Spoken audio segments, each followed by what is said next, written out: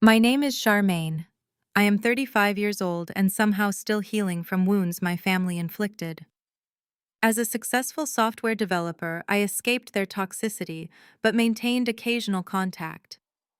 Last Sunday, they invited me to an upscale brunch to catch up. Between mimosas and avocado toast, my mother leaned forward, smirking. You know, Charmaine, you are lucky we even include you. Pity goes a long way. I simply sipped my coffee and smiled. That night, I logged in, disabled every family credit account, and emailed my lawyer about selling the cabin. Before I continue this story, let me know where you are watching from in the comments below. Hit like and subscribe if you have ever had to stand up to family who underestimated your worth. Growing up in Fairfield, Connecticut meant privilege to outsiders. But inside our sprawling colonial home, emotional coldness permeated every corner.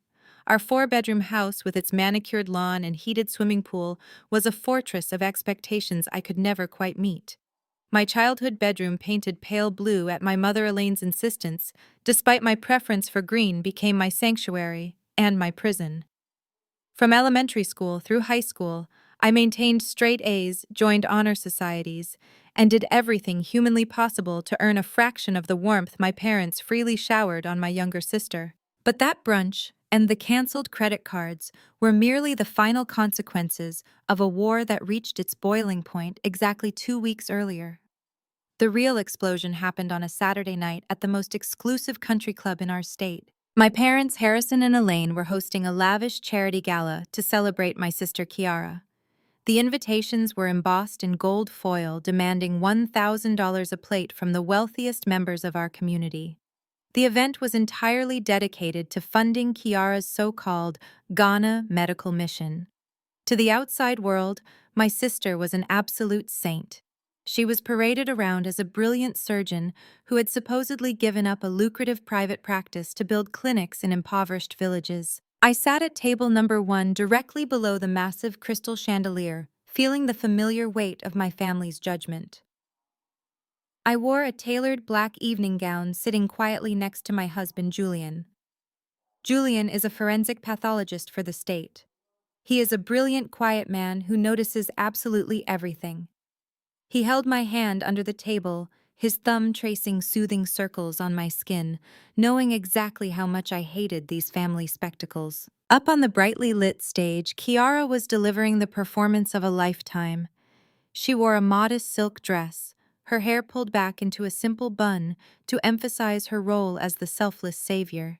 She gripped the microphone, her voice trembling with perfectly timed emotion. I want to show you all why your generous donations matter tonight, Kiara said, wiping a single delicate tear from her cheek. The ballroom lights dimmed, and the giant projector screen behind her illuminated the room. A collective gasp echoed from the audience as an X-ray image appeared on the screen. It showed the devastatingly shattered bones of a human leg. This is little Kofi, Kiara continued, her voice breaking. He is a 7-year-old boy who suffered a severe bone infection after a farming accident in his village. When they brought him to my clinic, the local doctors wanted to amputate. They said there was no hope. But thanks to the funds we raised last year, I was able to perform a 12-hour reconstructive surgery. Today, Kofi is walking again. The ballroom erupted into deafening applause. Wealthy donors were already reaching for their checkbooks, wiping their own eyes. My mother, Elaine, sitting directly across from me, clapped so hard her diamond bracelets rattled. She turned her sharp gaze toward me, her lips curling into a condescending smirk. You could learn a thing or two from your sister Charmaine, Elaine whispered loudly enough for the neighboring tables to hear. Kiara is out there saving lives, doing the Lord's work. Meanwhile, you sit behind a computer screen writing code and hoarding your software money. It is a shame you do not have an ounce of her compassion.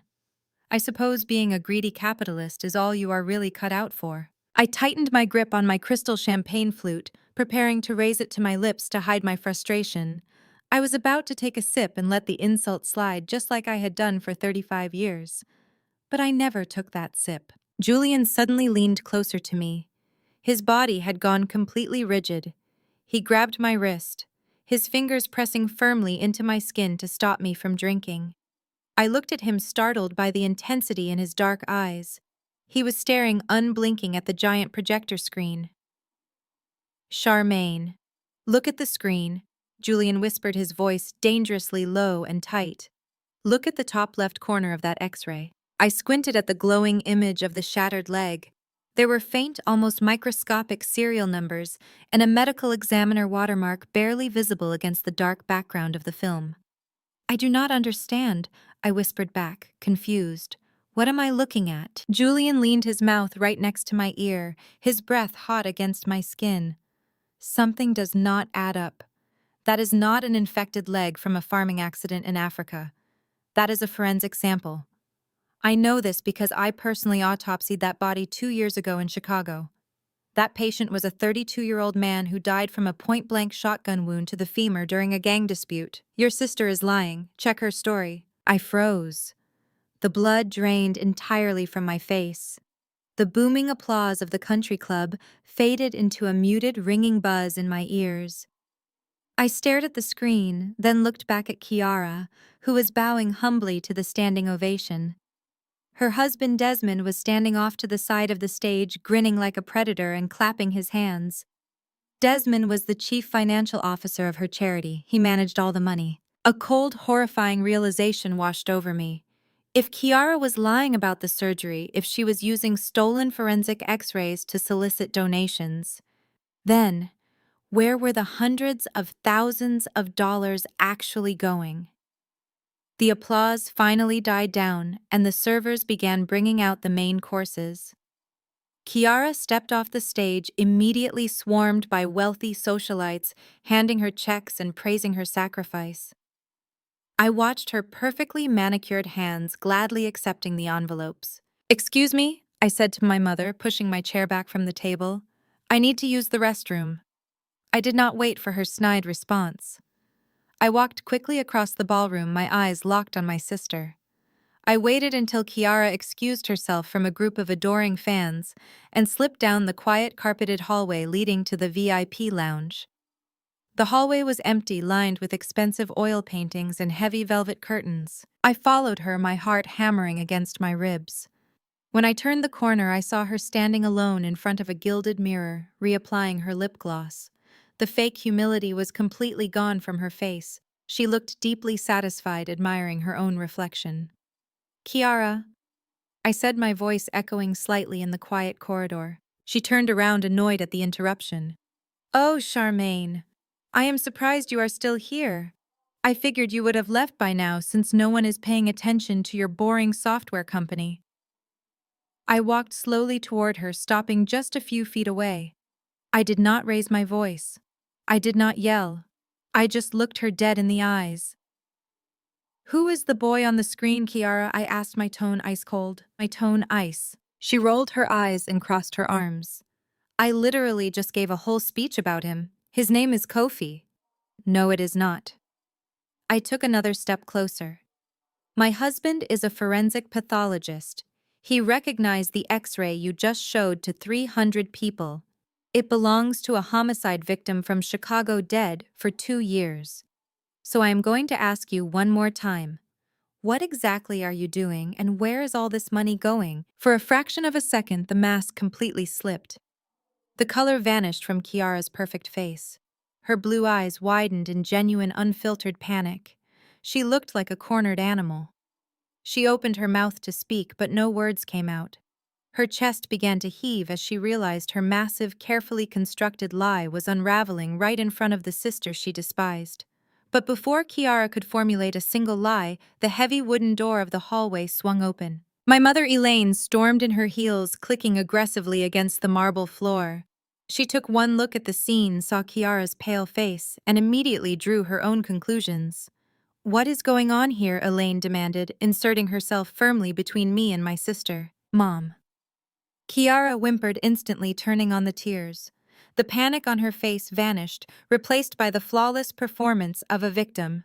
"Charmaine cornered me. She is accusing me of stealing money. She is trying to ruin my night just because she cannot stand to see me succeed." Elaine's face twisted in absolute fury. She turned to me, her eyes blazing with a hatred so deep it took my breath away. I opened my mouth to explain. "Mom, listen to me. The X-ray she used is a fake. Julian recognized it as, I never finished the sentence. Elaine raised her hand and slapped me squarely across the face. The sharp, stinging crack echoed loudly in the quiet hallway. The force of the blow snapped my head to the side. My cheek burned with sudden, intense heat. I stood there completely stunned, tasting a faint metallic hint of blood where my teeth had caught the inside of my lip. "You jealous, spiteful creature," my mother hissed, her voice trembling with rage. "You cannot stand it, can you? You cannot stand that your sister is a beautiful, giving doctor, while you are nothing but a cold, calculating machine. You will never be half the woman she is.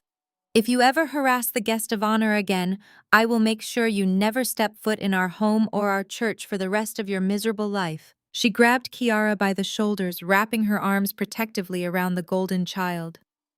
"Come on, sweetheart," Elaine cooed softly. "Let us go back inside.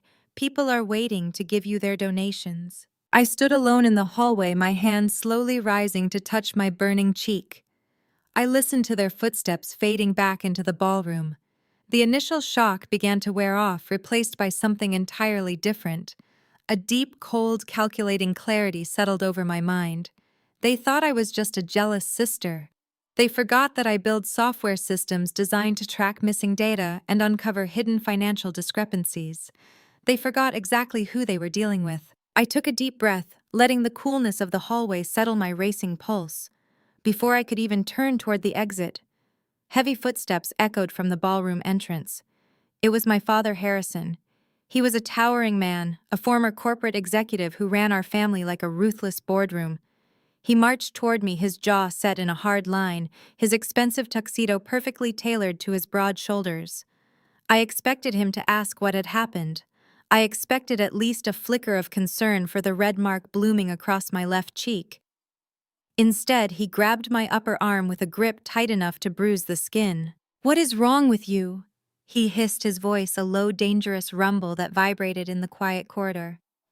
"Your mother just told me you are back here harassing your sister, making wild accusations and trying to ruin the most important night of her career. You are a disgrace, Charmaine. I have tolerated your distant attitude for years, but I will not allow you to sabotage this family." I tried to pull my arm away, but his iron grip only tightened, his fingers digging into my muscle. "Dad, listen to me. Kiara is lying to all of you. Julian saw the X-ray. It is a fake. She is using a forensic photograph of a murder victim to scam these people. She is not performing any surgeries." Harrison did not even blink. He did not care about the truth. He only cared about the optics and the immense social capital the charity brought him. "I do not care what your husband thinks he saw," Harrison sneered, leaning in close until I could smell the strong mint on his breath. "Kiara is the face of this family. She brings us prestige. She brings us connections with people who matter. You bring nothing but your bitter, solitary attitude. Now you are going to walk back into that ballroom with me, and you are going to fix this absolute mess. You are going to make a public show of support for your sister right now, or so help me, I will dismantle everything you care about." I scoffed, finally yanking my arm free with a violent jerk. "You cannot force me to do anything. I am an adult, and I do not need your approval anymore. I am leaving." I turned my back on him, fully intending to walk out the side door, but his next words stopped me dead in my tracks, freezing the blood in my veins. "Julian is up for the lead forensic consulting contract with the state next month, is he not?" Harrison asked, casually adjusting his silk tie, as if we were discussing the weather. I slowly turned back around. My stomach tied itself into a heavy, cold knot. My father played golf every Sunday with the governor, the state medical examiner, and the chief of police. He sat on multiple advisory boards. He had the unchecked power to make or break political careers with a single phone call, let alone a forensic pathology contract. "Leave Julian out of this," I said, my voice shaking with a sudden, fierce anger that I could barely contain. "He has worked for years for that promotion. He is brilliant at what he does. It has absolutely nothing to do with you or Kiara's fake foundation." "It has everything to do with me," Harrison replied, his eyes completely devoid of warmth. "You have two choices tonight, Charmaine. You can walk out those doors right now, and I personally guarantee Julian's contract will be shredded and thrown in the trash by Monday morning. I will make sure he never consults in this state again.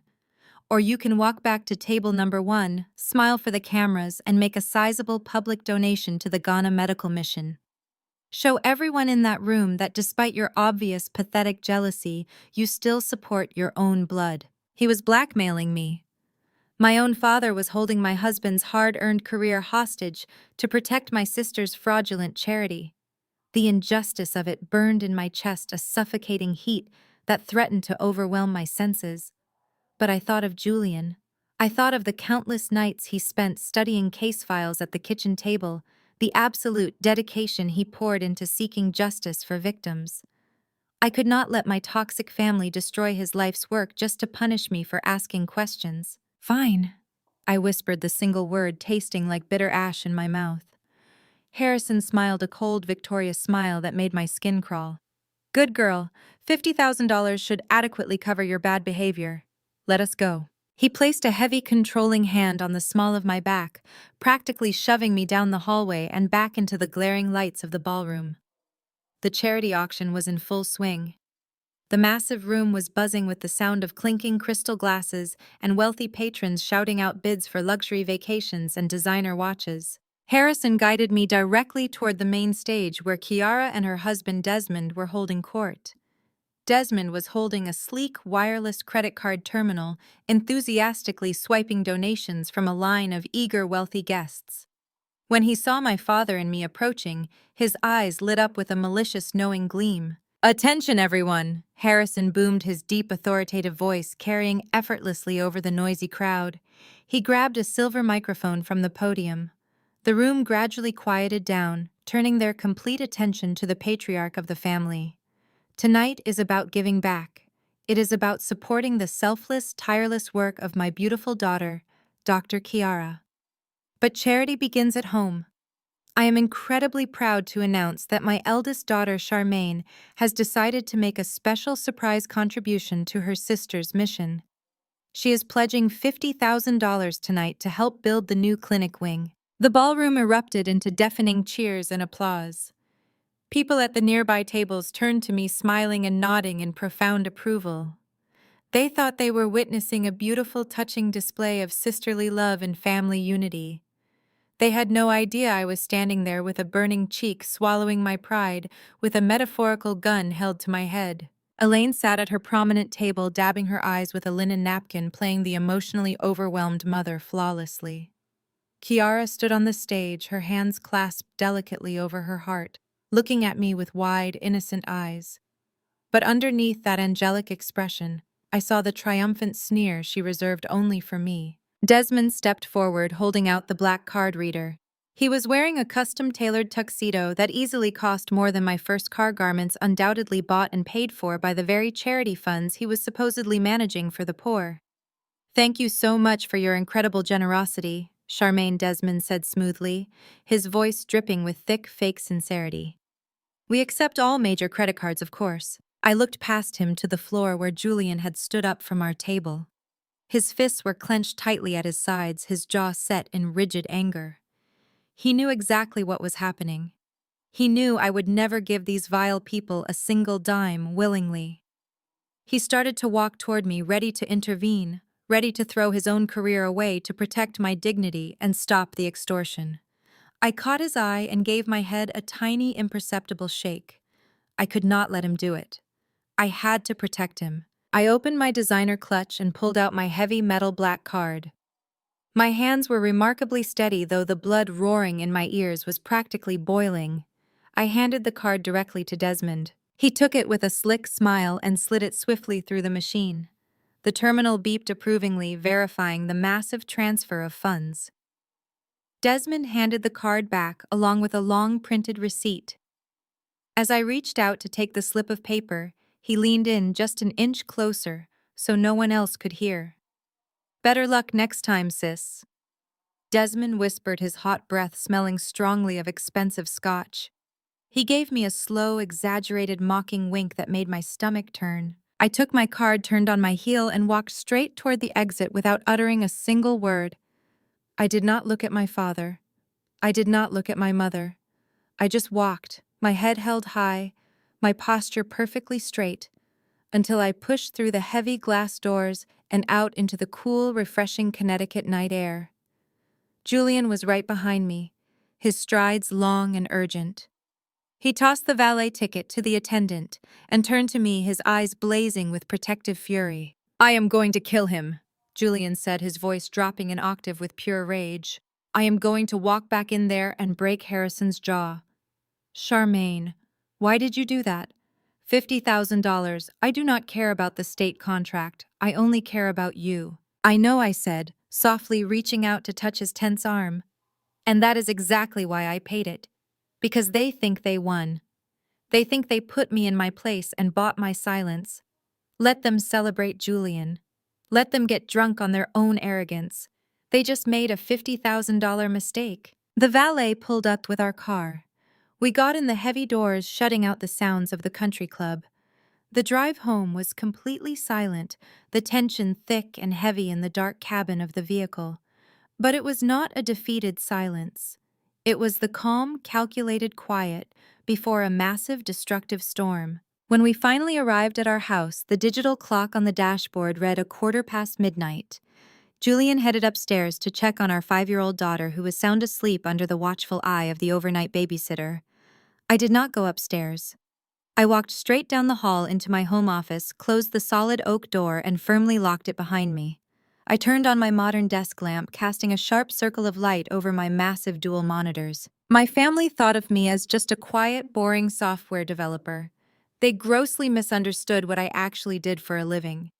My company built the highly secure encrypted auditing platforms used by the largest healthcare networks and insurance conglomerates in the country. We tracked insurance fraud, billing discrepancies, and phantom patients.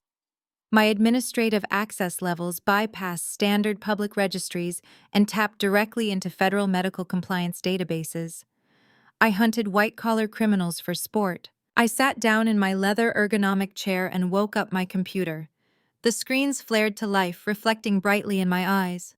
I opened my proprietary secure portal and logged in using my complex multi-factor authentication keys.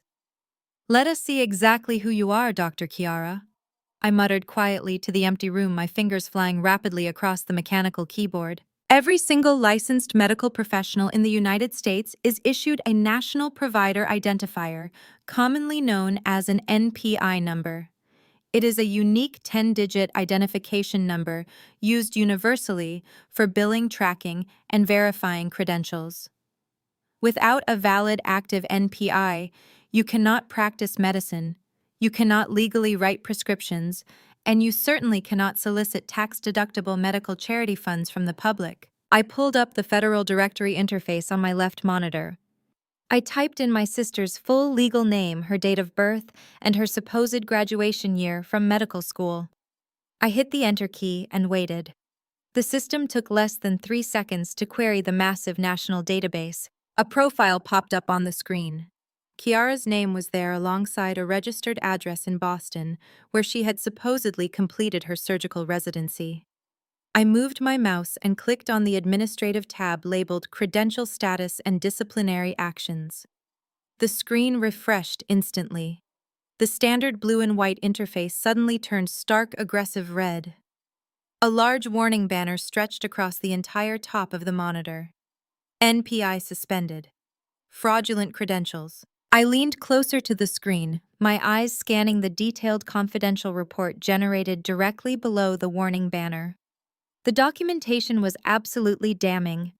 Chiara had not voluntarily left her residency to pursue noble charity work in Africa, as she had tearfully told my parents. She had been forcibly expelled from the program. Furthermore, the state medical board had permanently revoked her eligibility to practice after discovering a lengthy history of forged clinical hours and stolen hospital prescription pads. She was not a doctor. She had not been a doctor for years. Her entire existence was a carefully orchestrated fabrication. The $50,000 I had just swiped was not going to a pediatric clinic in Ghana. It was funding a massive illegal unregistered scam.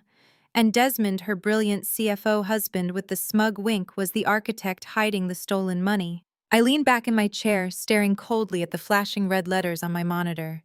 The stinging pain in my cheek from my mother's slap was entirely gone now. completely replaced by a cold, thrilling surge of adrenaline. They had demanded $50,000 to keep the peace and protect their precious image. They were about to find out that the truth was going to cost them everything they had ever valued. I sat at my desk, the glow of the monitors illuminating the thick stack of papers I had just printed. It was a 70-page federal dossier. It contained every suspended license, every disciplinary hearing transcript, and every fraud warning tied to Kiara's stolen medical identity. I placed the documents into a heavy leather binder. I knew exactly where I needed to go first to stop the bleeding. Our family attended Greater Light Fellowship, a mega church that functioned more like a country club. At the center of its 10,000 members was Pastor Sterling, a charismatic man controlling massive financial endowments. Pastor Sterling planned to present Kiara's foundation with a $200,000 grant this Sunday. I thought undeniable proof from a federal database would make him halt the donation and distance the church from scandal. I parked and walked through the doors. I had demanded an emergency meeting regarding the grant. Pastor Sterling's assistant escorted me into his lavish office smelling of expensive cologne. Pastor Sterling sat behind his desk wearing a tailored suit that cost more than most people made in a month. He smiled warmly, but his eyes remained sharp. "Charmaine, my dear," he said, gesturing to a plush leather chair. "It is always a blessing to see you, though. Your call sounded alarming. What is this urgent financial matter?" I did not waste time. I placed the leather binder on his desk and opened it to the bright red warning banner from the Federal Registry.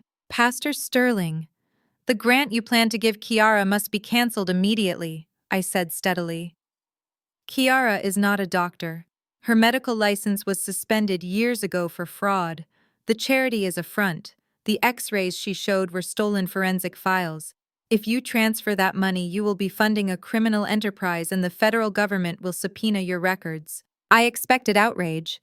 Instead, Pastor Sterling did not even flinch. He slowly closed the binder, pushing it back toward me with a dismissive wave. His smile was replaced by a patronizing frown.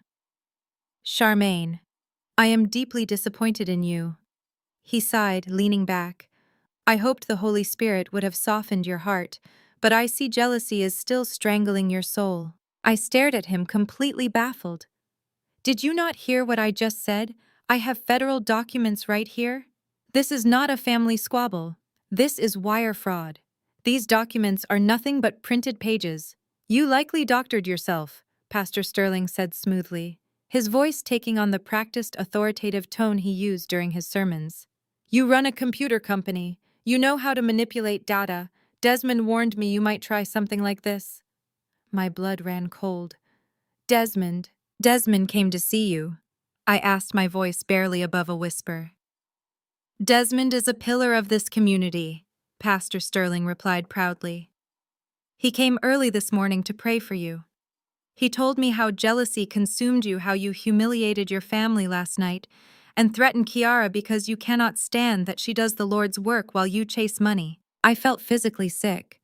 Desmond had beaten me here. He knew I would try to stop the church grant, so he had preemptively poisoned the well.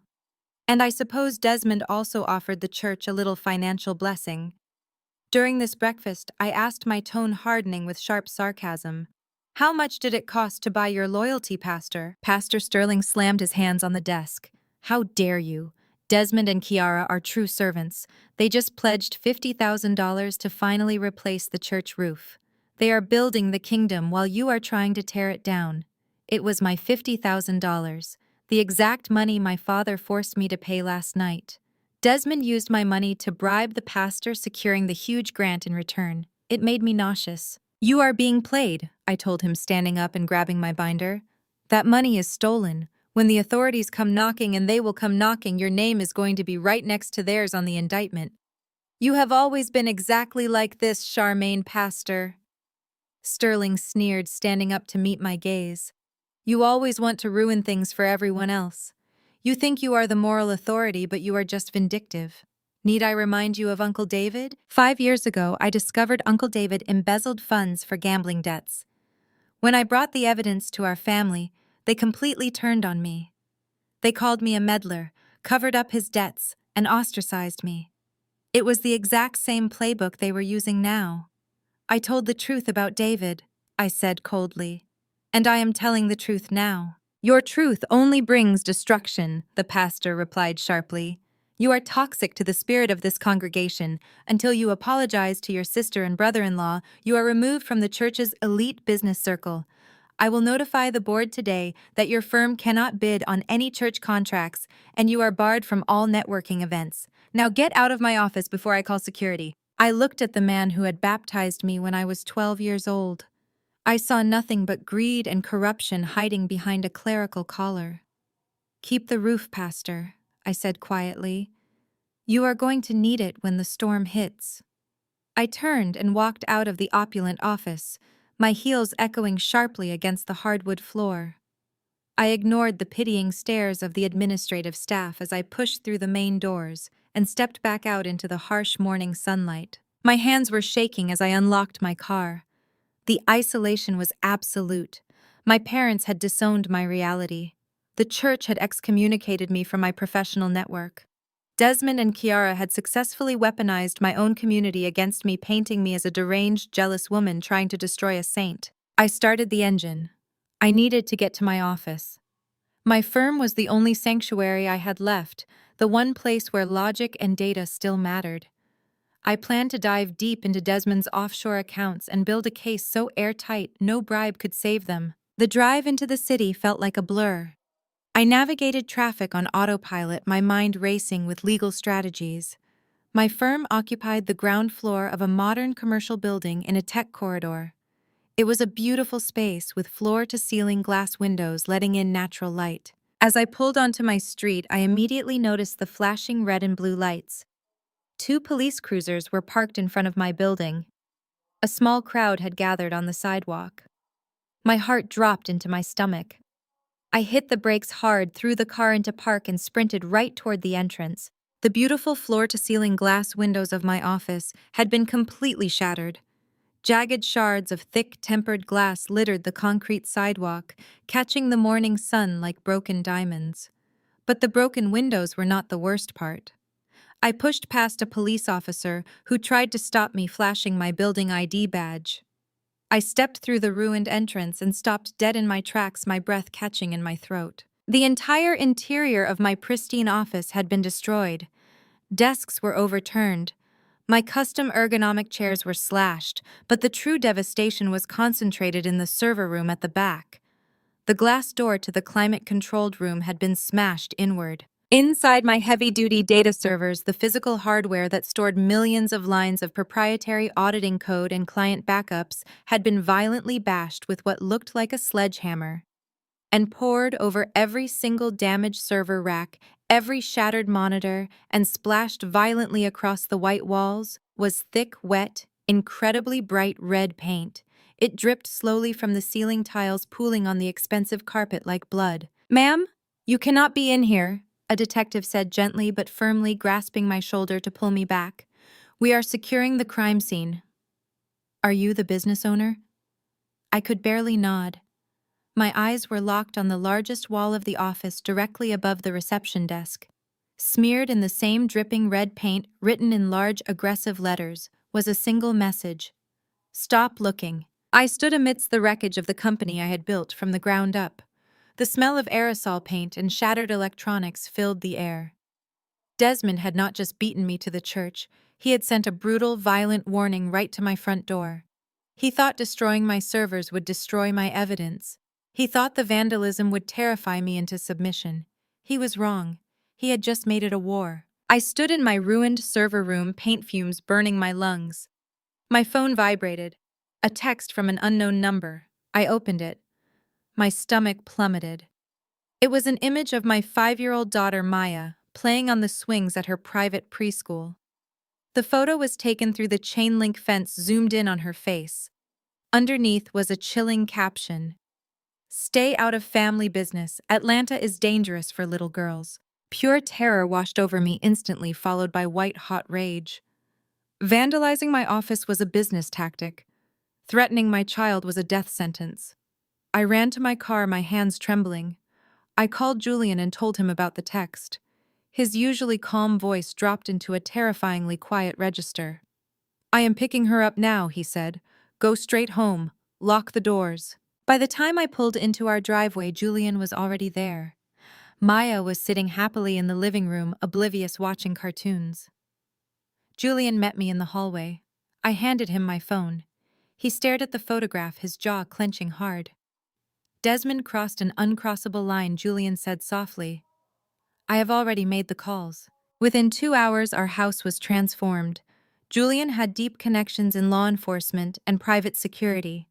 A black SUV pulled up and 2 heavily armed contractors stepped out. They swept the perimeter and set up a surveillance hub in our guest room. One would shadow Maya, the other would stay with me. Julian did not stop there. He introduced me to Vance, a former federal agent turned private investigator. Vance sat at our kitchen table reviewing the text message. We do not just want to stop him, Julian told Vance. We want to dismantle his life, find out exactly where he goes, who he talks to, and where that charity money is sitting. Vance nodded and left. The next morning, the intimidation tactics escalated from criminal to financial. A courier arrived at my front door with a heavy parchment envelope sealed with wax. It was a formal summons from my father, Harrison, a mandatory family meeting at his sprawling Buckhead estate. My attendance was not optional. I knew exactly what this summons truly meant for us. This was going to be my public execution. I dressed sharply. Julian wore a dark blazer. Our security detail waited outside the massive iron gates of my parents' estate. We walked up the stone steps and were led into Harrison's private study. The room smelled of old leather and suffocating arrogance. The extended family was gathered inside. Elaine sat on a velvet sofa sipping tea, refusing to look at me. Kiara sat in a leather chair, looking fragile. Desmond stood behind her, his hand on her shoulder. He wore a tailored suit, looking completely relaxed. He caught my eye and gave a subtle tilt of his head. The man who threatened my daughter was masquerading as a saint. I wanted to rip his throat out, but I maintained my composure. Harrison sat behind his massive desk. He did not offer us a seat. He simply stared at me with eyes as cold as flat gray stones. You have crossed every conceivable boundary. Charmaine Harrison began, his voice echoing in the large, quiet room. I asked you to be a supportive sister. I asked you to let go of this demonic jealousy that has clearly consumed your mind. Instead, you marched into our church, harassed Pastor Sterling, and tried to poison the very foundation of Kiara's life-saving work. You are trying to destroy the family name. I am trying to protect the family name, I countered smoothly, keeping my voice perfectly level. Desmond destroyed my servers yesterday. He sent a threat to my daughter. Are you really going to sit there and pretend this is about jealousy? Elaine gasped loudly, placing a hand over her heart. Listen to her lies, she cried out. Desmond was at the church praying for you yesterday morning. He would never do such a thing. You are completely delusional. Harrison slammed his hand flat against the desktop. The loud smack made everyone in the room jump, except for Julian and me. Enough, Harrison bellowed. I will not listen to another word of these psychotic fabrications. I warned you, Charmaine. I told you what would happen if you continued this crusade against your own blood. He pulled a thick legal document from his desk and threw it onto the mahogany surface. This is my revised will and the updated family trust, Harrison announced with absolute finality. The trust is currently valued at $5 million. As of today, you are permanently written out of it. You will not receive a single cent. Your inheritance will be reallocated directly to Kiara's charity, where it will be used for actual good, rather than fueling your bitter existence. You are no longer a beneficiary. Silence hung heavily in the room. They all watched me, waiting for the breakdown. They expected tears. They expected me to beg, to apologize, to retract my statements in a desperate bid to reclaim my millions. They thought money was my ultimate weakness because it was certainly theirs. I looked at the legal document, then at my father without blinking. Keep your money, Harrison. It is tainted anyway. If you want to blindly hand your legacy over to a fraud, that is your mistake to make. But do not expect me to mourn the loss of funds I never needed. I built my own wealth. You cannot control me with a trust fund. Harrison's face flushed. He hated that his ultimate weapon had failed to break me. Kiara, clearly sensing the shift in power, decided it was time for her final theatrical performance. She stood up from her chair, holding a beautifully wrapped package tied with a silk ribbon. "Charmaine," Kiara said, her voice dripping with fake syrupy sweetness, "I do not hate you. I really do not. I know you are deeply unwell. But I cannot let you keep spreading these horrible rumors about my medical background. It is hurting the children I am trying to save. So I brought you a gift. I want you to have this so you can finally find some peace and accept the truth." She walked slowly across the Persian rug and handed me the package. I did not take it. Julian reached out and calmly accepted it on my behalf. He untied the silk ribbon and pulled away the expensive wrapping paper. Inside was a large, ornate mahogany frame. Beneath the polished glass was a pristine, officially stamped medical license. It bore Kiara's full name, a graduation date, and the shiny gold foil seal of the State Medical Board. It looked incredibly official. It looked perfect. "This is a certified, notarized copy of my medical license," Kiara said proudly, turning to look at our parents for their beaming approval. Elaine smiled, dabbing away a proud tear. "I hope this finally puts your ridiculous accusations to rest, Charmaine. You can hang it in your office." "Oh, wait. I heard you had some vandalism issues. That is so unfortunate." Desmond smirked. I kept my face blank, though the fury inside me was a raging inferno. Julian held the heavy frame in his hands.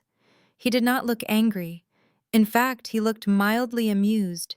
He adjusted his glasses, holding the document up to catch the light streaming in from the large study window. He studied the paper with the meticulous surgical precision of a man who spent his life analyzing microscopic evidence. "This is beautiful," Kiara, Julian said quietly. "The framing is exquisite, top-tier work." Kiara lifted her chin. "Thank you, Julian. I am glad at least one of you is willing to look at the facts." Julian tilted the frame, slightly tapping his index finger against the shiny gold foil seal pressed into the bottom corner of the document. "Yes, the facts. It is a very convincing document. The font is correct. The signature of the board director looks highly accurate. There is just one tiny, unavoidable problem." "What problem?" Harrison demanded. Julian locked eyes with Kiara. "The watermarked state seal embossed on this paper features the signature of Governor Thomas Bradley. He retired 10 years ago and passed away 3 years ago. The State Medical Board updates their official paper stock every election cycle. If you are going to pay someone to forge a federal license, you really should make sure they do not use outdated template paper from a decade ago. It is incredibly sloppy work." Kiara's mouth opened and closed. No sound came out. Desmond took a quick, uneasy step forward. My father stared at the frame in Kiara's hands, undeniably confused. I smiled. "Check your sources next time, Doctor. Come on, Julian. We are done here." We turned our backs on the stunned room and walked out. The battle lines were drawn. We drove away from the Buckhead estate in complete silence. The heavy wrought iron gates closed behind us physically and symbolically, sealing off the only family I had ever known. I did not shed a single tear for the $5 million I had just lost. My father believed stripping me of my inheritance would break my spirit. He believed the threat of financial ruin was the ultimate weapon because it was the only thing he truly worshipped. But to me, that money was nothing more than a heavy, rusted chain they had used to control my behavior my entire life. Now that chain was completely broken. I felt lighter and more dangerous than I had in 35 years. Julian reached across the center console of the car and took my hand. His grip was warm and incredibly grounding. He did not ask if I was okay. He knew me better than anyone in the world. He knew I was not grieving. I was calculating. When we got back to our house, the private security contractors were still stationed outside securing the perimeter. Our daughter Maya was safely asleep upstairs. I walked past the kitchen and headed straight down the stairs into our finished basement. I did not have a corporate office anymore, thanks to Desmond and his sledgehammer, but he vastly underestimated my paranoia and my preparation. He destroyed physical hardware. He did not realize that a software developer who audits the medical industry operates with military-grade redundancies. Julian followed me downstairs carrying 2 large mugs of black coffee. He set them down on the long oak table we used for folding laundry. Within 3 hours, we had completely transformed the basement into a temporary secure data center. I unpacked my emergency backup laptops, connected them to our fiber optic network, and booted up my proprietary auditing software. Every line of code, every client database, and every algorithm my company owned was safely backed up on an encrypted, decentralized cloud network. Desmond had accomplished nothing but making me angry. And an angry auditor is the most dangerous enemy a white-collar criminal can have. I sat down in the folding chair, cracked my knuckles, and stared at the glowing monitors. It was time to go nuclear. I was going to rip their entire operation apart down to the last cent. I started by pulling up the public tax records for the Ghana medical mission. Non-profit organizations operating in the United States are required by federal law to file a Form 990. This document discloses their annual revenues, their operational expenses, and their highest-paid vendors. I downloaded the forms for the past 3 years. On paper, Desmond had filed the paperwork flawlessly. To the untrained eye or to a gullible church congregation, the charity looked like a shining beacon of global philanthropy. According to their own filings, the foundation had taken in over $3 million in tax-deductible donations over a 24-month period. The reports claimed that 80% of those funds were spent directly on purchasing life-saving surgical equipment, high-grade antibiotics, and pediatric hospital beds. The filings listed a massive medical supply distributor based in Delaware as their primary vendor. I highlighted the name of the Delaware distributor and ran it through my proprietary software. My algorithm was designed to chew through public corporate registries, cross-reference state tax filings, and flag administrative anomalies. I hit the Enter key and watched the green code cascade down my screen. The results came back in less than a minute. The medical distributor did not actually exist. It was a shell company. It was a ghost entity registered to a cheap post office box inside a rundown strip mall outside of Wilmington. There was no warehouse. There were no hospital beds. There were no antibiotics. I leaned closer to the monitor, the coffee completely forgotten. I hacked deeper into the routing numbers associated with the charity's public expense reports. I bypassed the standard firewalls and traced the digital footprints of the outgoing wire transfers. I mapped out the entire anatomy of the scam right there in my basement. Desmond, acting as the chief financial officer of the charity, was creating phantom invoices. He was generating incredibly detailed, highly convincing fake purchase orders for hundreds of thousands of dollars worth of medical supplies. He would then officially approve the payments himself. Once the money left the charity's bank account, it was wired directly to the shell company in Delaware. But the money did not stop in Delaware. I followed the digital breadcrumbs across international banking nodes. Desmond was systematically funneling the donor funds out of the shell company and routing them into a complex web of offshore accounts located in the Cayman Islands. He was washing the money. He was taking the generous donations from my parents' wealthy friends, from our church congregation, and from the community, and he was hiding it in untraceable international vaults. The sheer scale of the fraud hit me like a physical blow. Kiara was not just a narcissist lying about being a doctor to get attention at country club dinners. She and Desmond were running a highly sophisticated, multi-million-dollar international Ponzi scheme. They were using the emotional appeal of sick children in Africa to fund a criminal enterprise. And my parents were their biggest, most vocal, most gullible investors. Julian stood behind my chair, his hands resting on my shoulders, his eyes reading the data scrolling across the monitors. He let out a low, quiet whistle. "They are stealing everything," Julian said, his voice laced with disbelief. "Every single dollar they collect.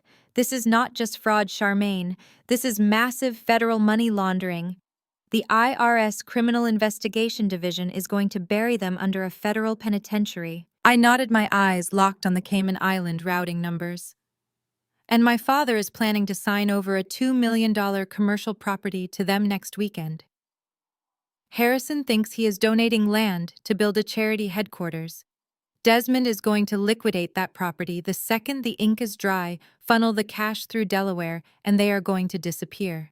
They had ruined my business, threatened my child, and completely alienated me from my parents. But looking at the undeniable proof on my screens, I realized I held the power to destroy their entire universe. I just needed to package the evidence perfectly. I needed to assemble a guillotine so sharp they would not even feel the blade drop until it was too late. I spent the next 6 hours compiling everything. I linked the suspended fraudulent medical license to the fake x-rays. I tied the phantom Delaware invoices to the Cayman Island accounts. I built an undeniable, mathematically perfect dossier of federal crimes. I printed every single page, the printer humming steadily in the quiet basement, churning out the heavy stack of documents that would serve as Kiara and Desmond's one-way ticket to federal prison. Just as the final page printed, my cell phone vibrated violently against the wooden table, shattering the quiet focus of the room. I glanced at the screen. It was Vance, the elite private investigator Julian had hired the day before. I answered on the first ring, immediately putting the call on speakerphone so Julian could hear. Vance. What do you have? I asked, leaning back in my chair and rubbing my tired eyes. Charmaine Julian Vance, said his voice, crisp, steady, and intensely professional over the digital connection. I have a major update on your brother-in-law. The target is on the move. Tell me, Julian said, leaning closer to the phone. According to the family group chat my mother had sent out earlier that week, Desmond was supposed to be halfway across the world. Kiara had tearfully told everyone at the gala that her brave husband was flying to Accra, Ghana for a month to oversee the construction of a new pediatric wing. She had even posted a photo on her social media of Desmond standing at the international terminal at the Atlanta airport holding a duffel bag and waving goodbye. He is not in Africa, Vance stated bluntly. What do you mean he is not in Africa? I asked, my brow furrowing in confusion.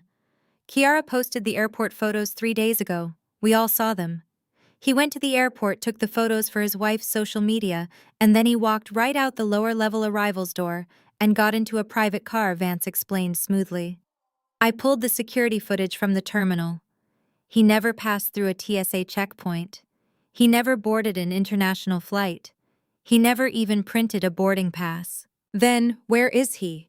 Julian demanded, his protective instincts instantly flaring up. He is right here, Vance replied. He is in Atlanta. My stomach dropped. The man who had sent a threatening photograph of my 5-year-old daughter was not thousands of miles away on another continent. He was operating in the shadows of my own city. The realization sent a cold shiver down my spine. The threat to my family was active, and it was local. I have been tailing him since yesterday evening, Vance continued, the sound of a turn signal clicking faintly in the background of his audio. He is highly careful, changes routes, drives rental cars under different corporate names. But he is not careful enough. I just secured his current location. Where exactly is he, Vance? I asked, my voice tightening. Check your phone, Vance said. I am sending you a live GPS pin right now. My phone chimed with a new text message. I opened the application and stared at the glowing blue dot pulsing on the digital map.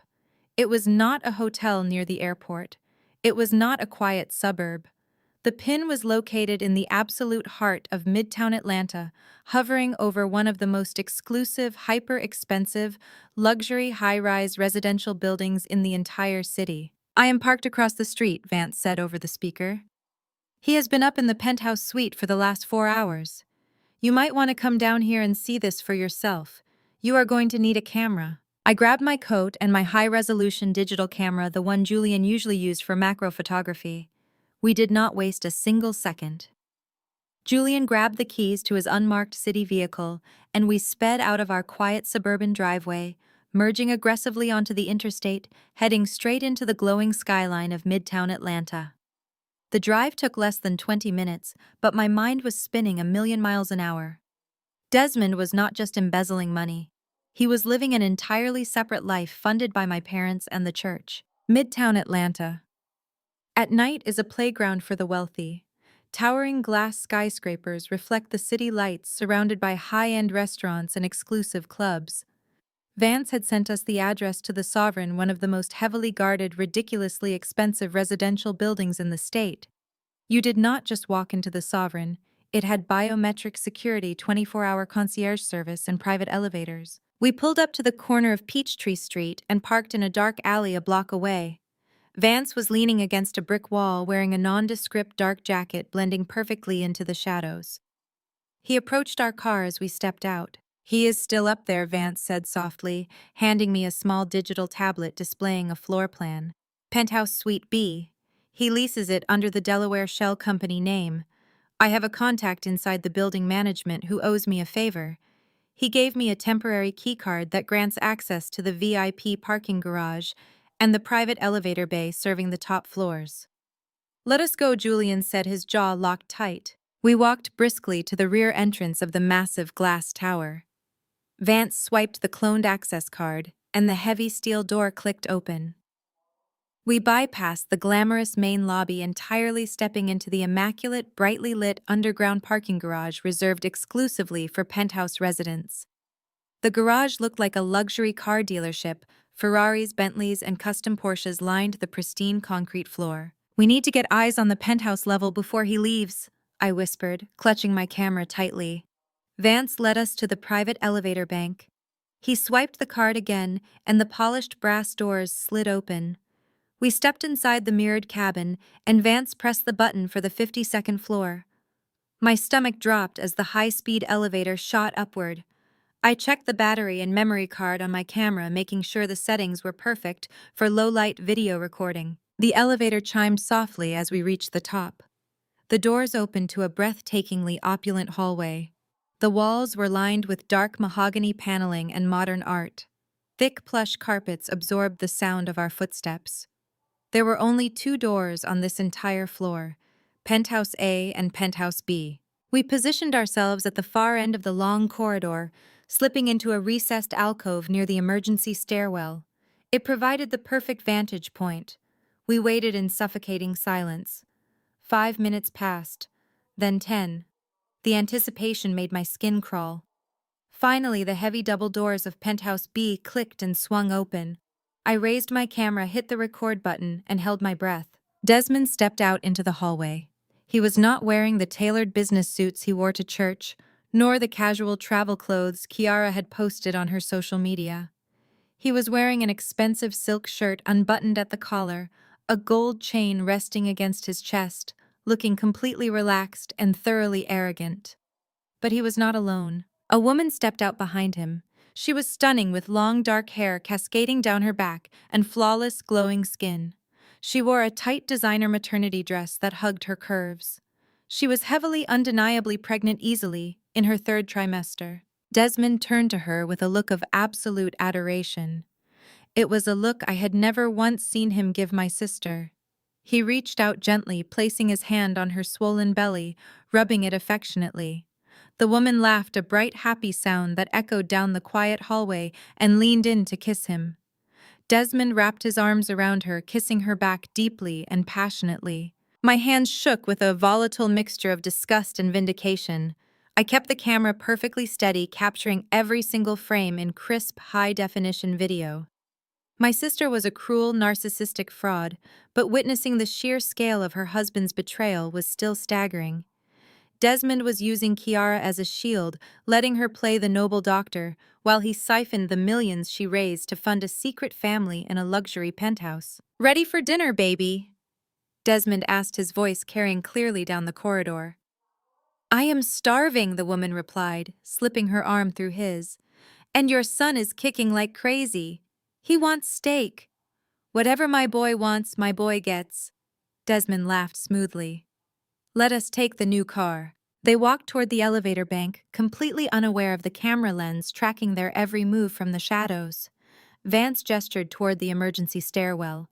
We slipped through the heavy fire doors just as Desmond pressed the elevator button. We practically flew down the concrete stairs, our hearts pounding, racing them back down to the VIP parking garage. By the time we reached the bottom and cracked the stairwell door open, Desmond and his pregnant mistress were stepping out of the elevator. We watched from the darkness of the stairwell as they walked toward a designated parking spot near the exit. Desmond pulled a sleek key fob from his pocket and pressed a button. A brand new top-of-the-line Range Rover autobiography chirped loudly. The custom headlights flared to life, illuminating the pristine white exterior. The vehicle easily cost upwards of $150,000. Vance pulled up an app on his secure tablet and quickly typed in the license plate number of the Range Rover. The registration data populated instantly. He turned the screen toward Julian and me. The vehicle was not registered to Desmond. It was not registered to the mistress. It was registered directly to the Ghana Medical Mission, LLC. He bought his mistress a luxury SUV using the church donation money, I whispered, feeling completely sick to my stomach. He is driving a vehicle funded by people who think they are buying hospital beds for dying children. I aimed the camera through the narrow crack in the stairwell door, zooming in on the license plate, then panning up to capture Desmond opening the passenger door for the pregnant woman. He helped her inside with incredible care, kissed her cheek one more time, and walked around to the driver's seat. The powerful engine roared to life, echoing off the concrete walls of the garage. Desmond drove the stolen vehicle up the ramp and disappeared into the Atlanta night. The silence they left behind was heavy and toxic. I stopped recording and looked down at the digital screen on my camera. I had the ultimate weapon resting right in the palm of my hand. I had irrefutable high-definition proof that Desmond was a monster. The financial records I found in my basement proved the fraud, but this video proved the absolute moral bankruptcy of their entire existence. My thumbs hovered over the touchscreen. I pulled up my text messages and found Kiara's contact name. A fierce, dark urge seized my chest. I wanted to send the video to her right now. I wanted to watch the digital delivery receipt confirm she had seen it. I wanted her to know that while she was parading around country clubs pretending to be a savior, her husband was rubbing another woman's pregnant belly in a penthouse bought with her stolen money. I wanted to shatter her perfect, arrogant delusion instantly. I selected the video file. I hit the attach button. My finger hovered right over the send icon. Suddenly, a large, warm hand covered the screen of my camera, gently but firmly pushing it down. I looked up. Julian was staring at me. His eyes were calm, analytical, and terrifyingly cold.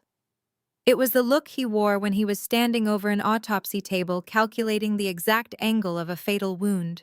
"Do not do it," Charmaine. Julian said, his voice a low, steady hum in the quiet garage. "Why not?" I demanded, my voice trembling. "She deserves to know." Julian shook his head slowly. "If you send that video now, you give them a chance to scramble. Think about how your family operates. If you warn them privately, your father will instantly go into damage control mode to protect his reputation. They will hire lawyers to quietly divorce Desmond. They will sweep the fraud under the rug. Desmond will flee the country with the Cayman Island money. Do not just break her heart, break the whole syndicate." Julian was right. A private confrontation would only allow them to control the narrative. They had spent their entire lives manipulating the truth to protect their pristine image. If I gave them a head start, Harrison would bury the evidence under a mountain of expensive non-disclosure agreements. Desmond would vanish into the wind, and Kiara would somehow twist the story to make herself the tragic victim of a cheating husband.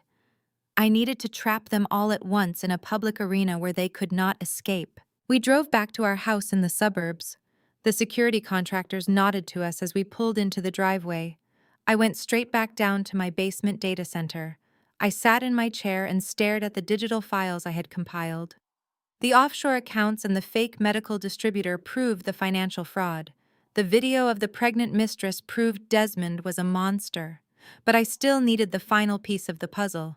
I needed to prove Kiara was fully complicit in the theft.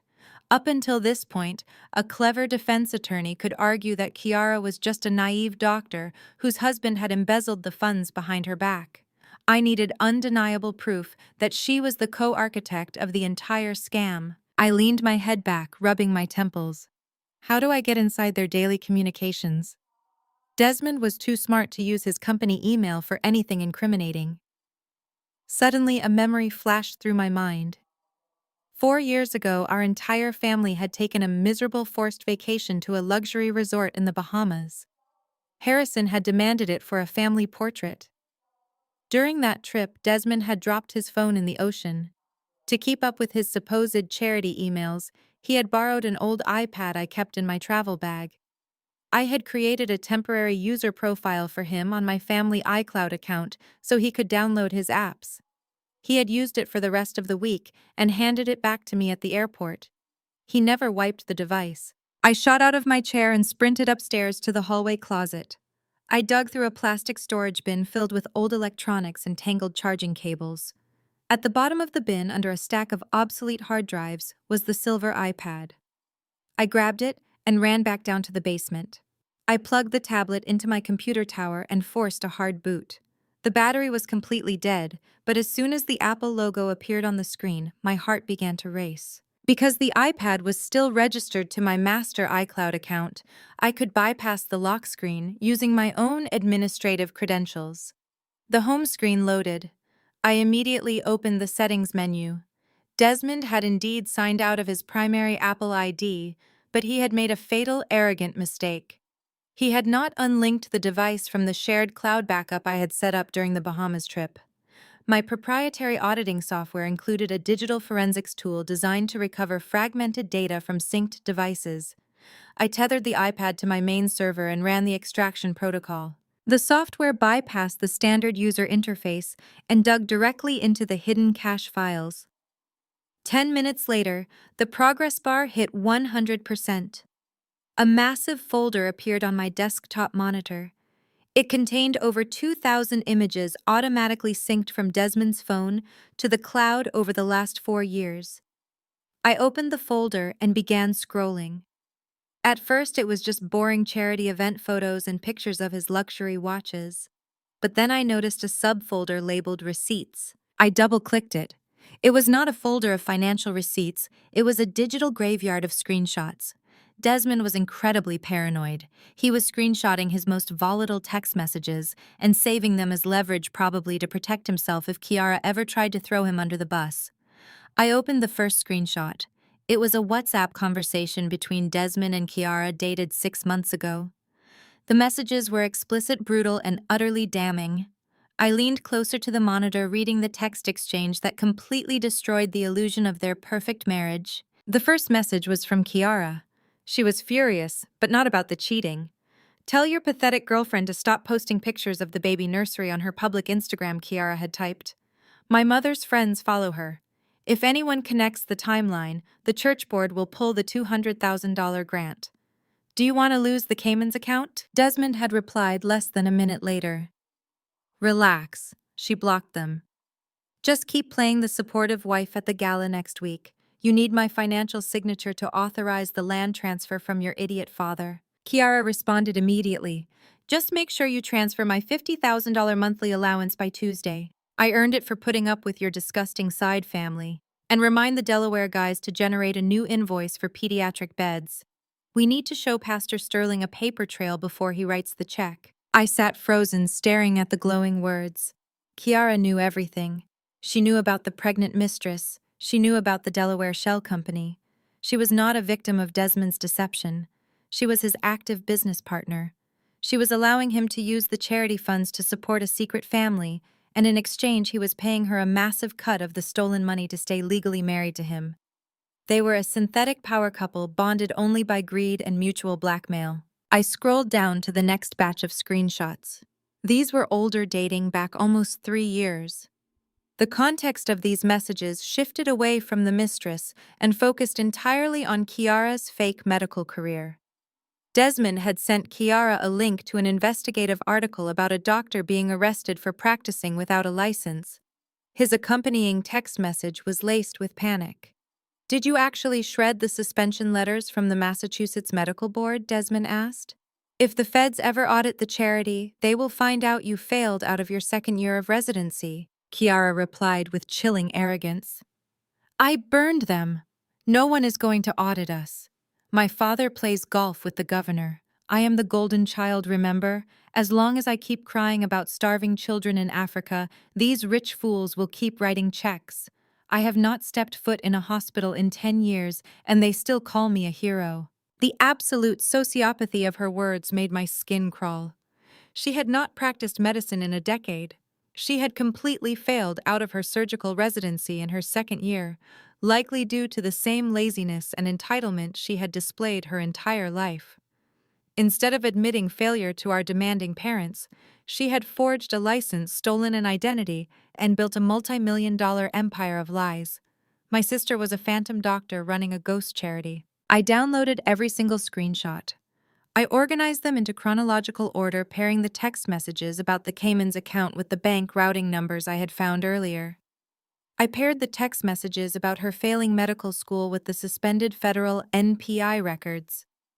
The puzzle was complete. The guillotine was fully assembled, and the blade was razor sharp. I reached for my coffee mug, feeling the exhaustion finally creeping into my bones. The digital clock on the bottom corner of my screen read 3 in the morning. I had everything I needed to burn their world to the ground. I just needed the perfect stage to light the match. Suddenly, my cell phone screen lit up on the desk, buzzing violently against the wood. I picked it up, expecting a message from Vance.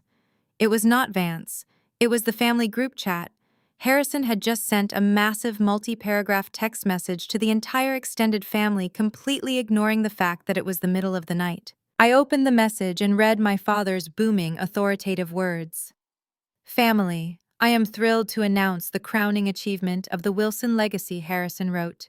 Next Saturday evening, Elaine and I will be hosting an exclusive estate gifting gala at the downtown Ritz-Carlton.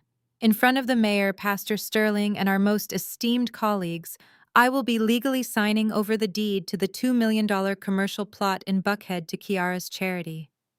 This land will serve as the new global headquarters for the Ghana Medical Mission. Attendance is mandatory for all family members. I stared at the text. $2 million. That was the absolute endgame. Desmond and Kiara were not just skimming donations from rich fools anymore. They were going for the ultimate score. They were going to take the deed to my parents' most valuable commercial property, liquidate it through the Delaware Shell Company funnel, the massive pile of cash into the Cayman Island accounts, and permanently flee the country before anyone realized the clinic was a lie. Next Saturday. I had exactly 6 days to stop the biggest heist in our family history. I smiled a dark, cold smile. I replied to the group chat with a single word. Confirmed. Let the games begin. I would be there fully ready to destroy them. The next morning, I did not sleep a single wink. The sun rose over the Atlanta skyline, casting a pale, cold light through the high basement windows. I sat perfectly still at my desk, surrounded by empty coffee mugs and the steady hum of my powerful servers.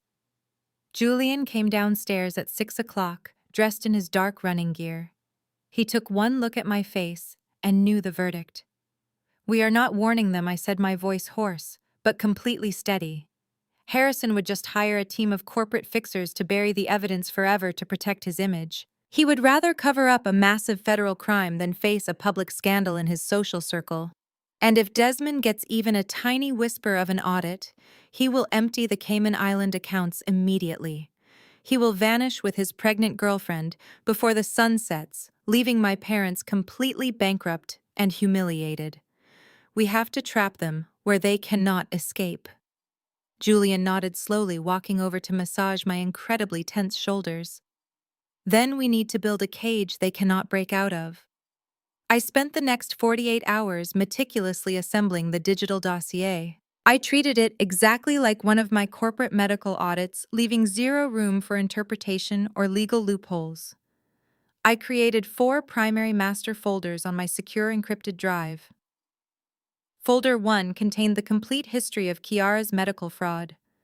It included the state medical board expulsion records, the suspended registry screenshots, and the forged license she had so arrogantly framed. Folder 2 mapped the financial embezzlement perfectly. This held the fake invoices from the phantom Delaware distributor Cross, referenced with the corresponding wire transfers authorized entirely by Desmond's own digital signature. The paper trail was absolutely undeniable and flawless. Folder 3 traced the complex international money laundering, detailing every single dollar funneled into the offshore Cayman Island vaults. Folder 4 was the final devastating nail in their shared coffin. It contained the complete archive of their saved iCloud text messages. This proved Kiara's absolute complicity in the entire operation. It proved she knew about the pregnant mistress, the stolen charity funds, and the fake hospital beds. It completely shattered the fragile illusion of the naive, victimized wife she played so well. Once the digital files were perfectly organized, I transferred everything onto 3 separate encrypted flash drives, carefully. I did not trust standard email servers for evidence of this magnitude. I also needed to bypass local authorities entirely. My father had far too much influence over the city police and the state judges. He played golf with them every Sunday. He funded their political campaigns generously. If I handed this massive case to the local precinct, the files would conveniently disappear into thin air, and I would likely be arrested for corporate espionage. I needed federal jurisdiction immediately. I needed the apex predators of the financial world to tear their entire fraudulent criminal empire straight to the ground. I opened a highly secure encrypted browser on my terminal and navigated directly to the official whistleblower portal for the Internal Revenue Service Criminal Investigation Division. The federal agents there do not care about your local country club status or your fancy church connections. They only care about undeclared millions and massive tax fraud. I filled out the anonymous submission forms, quickly attaching the heavy financial ledgers, the Cayman Island routing numbers, and the fake Delaware Shell Company registration. I made sure every single document was perfectly legible and cross-referenced for the federal auditors to review easily. But I did not stop there. I opened a second tab and accessed the confidential tip line for the Federal Bureau of Investigation, specifically targeting the white-collar crime unit located in the Atlanta field office. I uploaded Kiara's fake medical credentials, the extensive wire fraud evidence, and the brutal extortion texts between her and Desmond. I hit the final submit buttons on both federal portals simultaneously. The large monitors flashed a bright green, confirming the successful receipt of the massive data packets. I leaned back heavily in my chair, my heart pounding a frantic rhythm against my tired ribs. The massive federal machinery was now officially in motion. However, I knew government bureaucracy moved incredibly slowly. A digital submission might sit in a queue for weeks before a single agent opened it. I did not have weeks. I had exactly 5 days until Harrison signed over a $2 million property to these monsters. I needed to force the feds to move faster. I picked up my cell phone and called Vance immediately. When he answered the phone, I gave him a very specific and highly urgent set of instructions to follow without asking any questions at all. Vance had spent 15 long years as a dedicated federal agent before going private. He still had powerful friends working in the bureau, friends who owed him huge favors and trusted his sharp intelligence implicitly. "I am sending you a fast courier with 2 encrypted flash drives," I told Vance clearly. "One is for the lead investigator at the IRS. The other is for your direct contact at the FBI. Tell them this is a multi-million-dollar international Ponzi scheme involving charity fraud, and the perpetrators are planning to liquidate a massive commercial asset this coming Saturday night." Vance let out a low, deeply amused chuckle over the phone. "Consider it completely done, Charmaine. They are going to absolutely love this case." The next few days felt exactly like walking through deep, freezing water. The tension in our house was unbelievably palpable. Julian and I went about our normal daily routines, carefully taking Maya to preschool, eating dinner quietly, and watching the evening news, but the air crackled constantly with heavy, unspoken anticipation. Our private security detail remained stationed safely outside. The armed guards were a constant reminder of the high stakes. I watched my sister's social media accounts closely like a hawk. Kiara was posting incessantly online.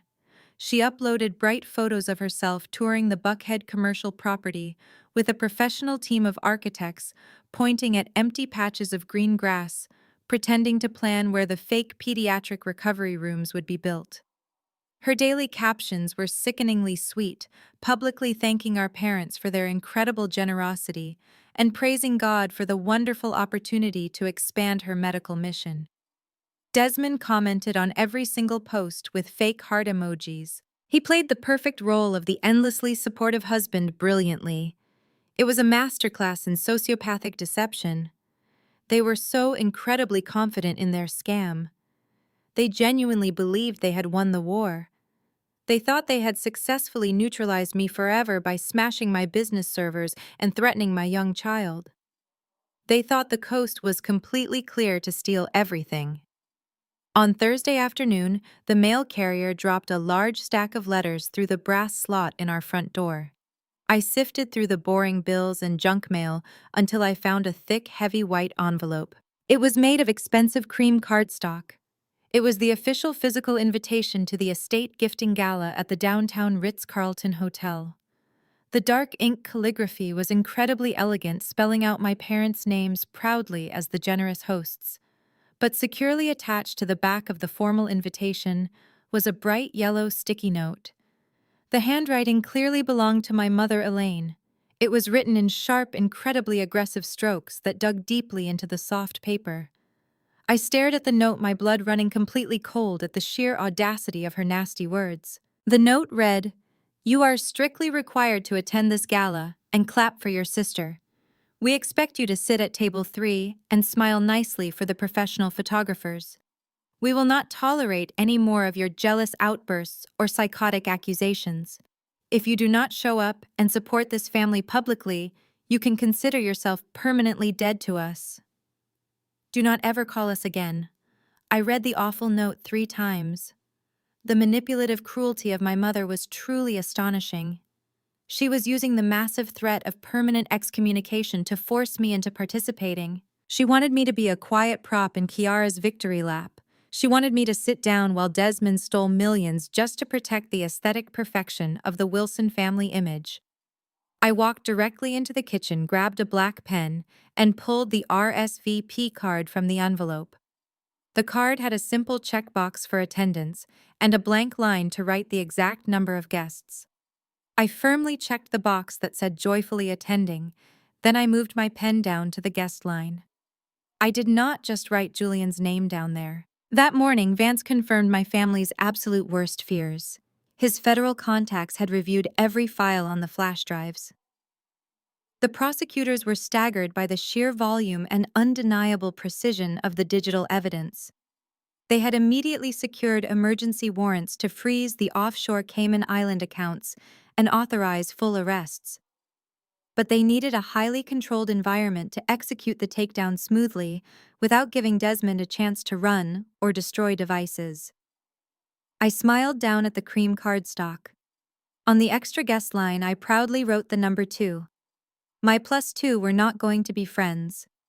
My +2 were going to be 2 senior federal agents from the United States government. I sealed the envelope tightly and quickly dropped it in the outgoing mail. They wanted a beautiful, unforgettable night of absolute high society drama. They were going to get exactly what they asked for right now. Saturday evening arrived with a heavy, suffocating humidity that clung to the Atlanta skyline. The downtown Ritz-Carlton was transformed into a fortress of extreme wealth and aggressive social climbing.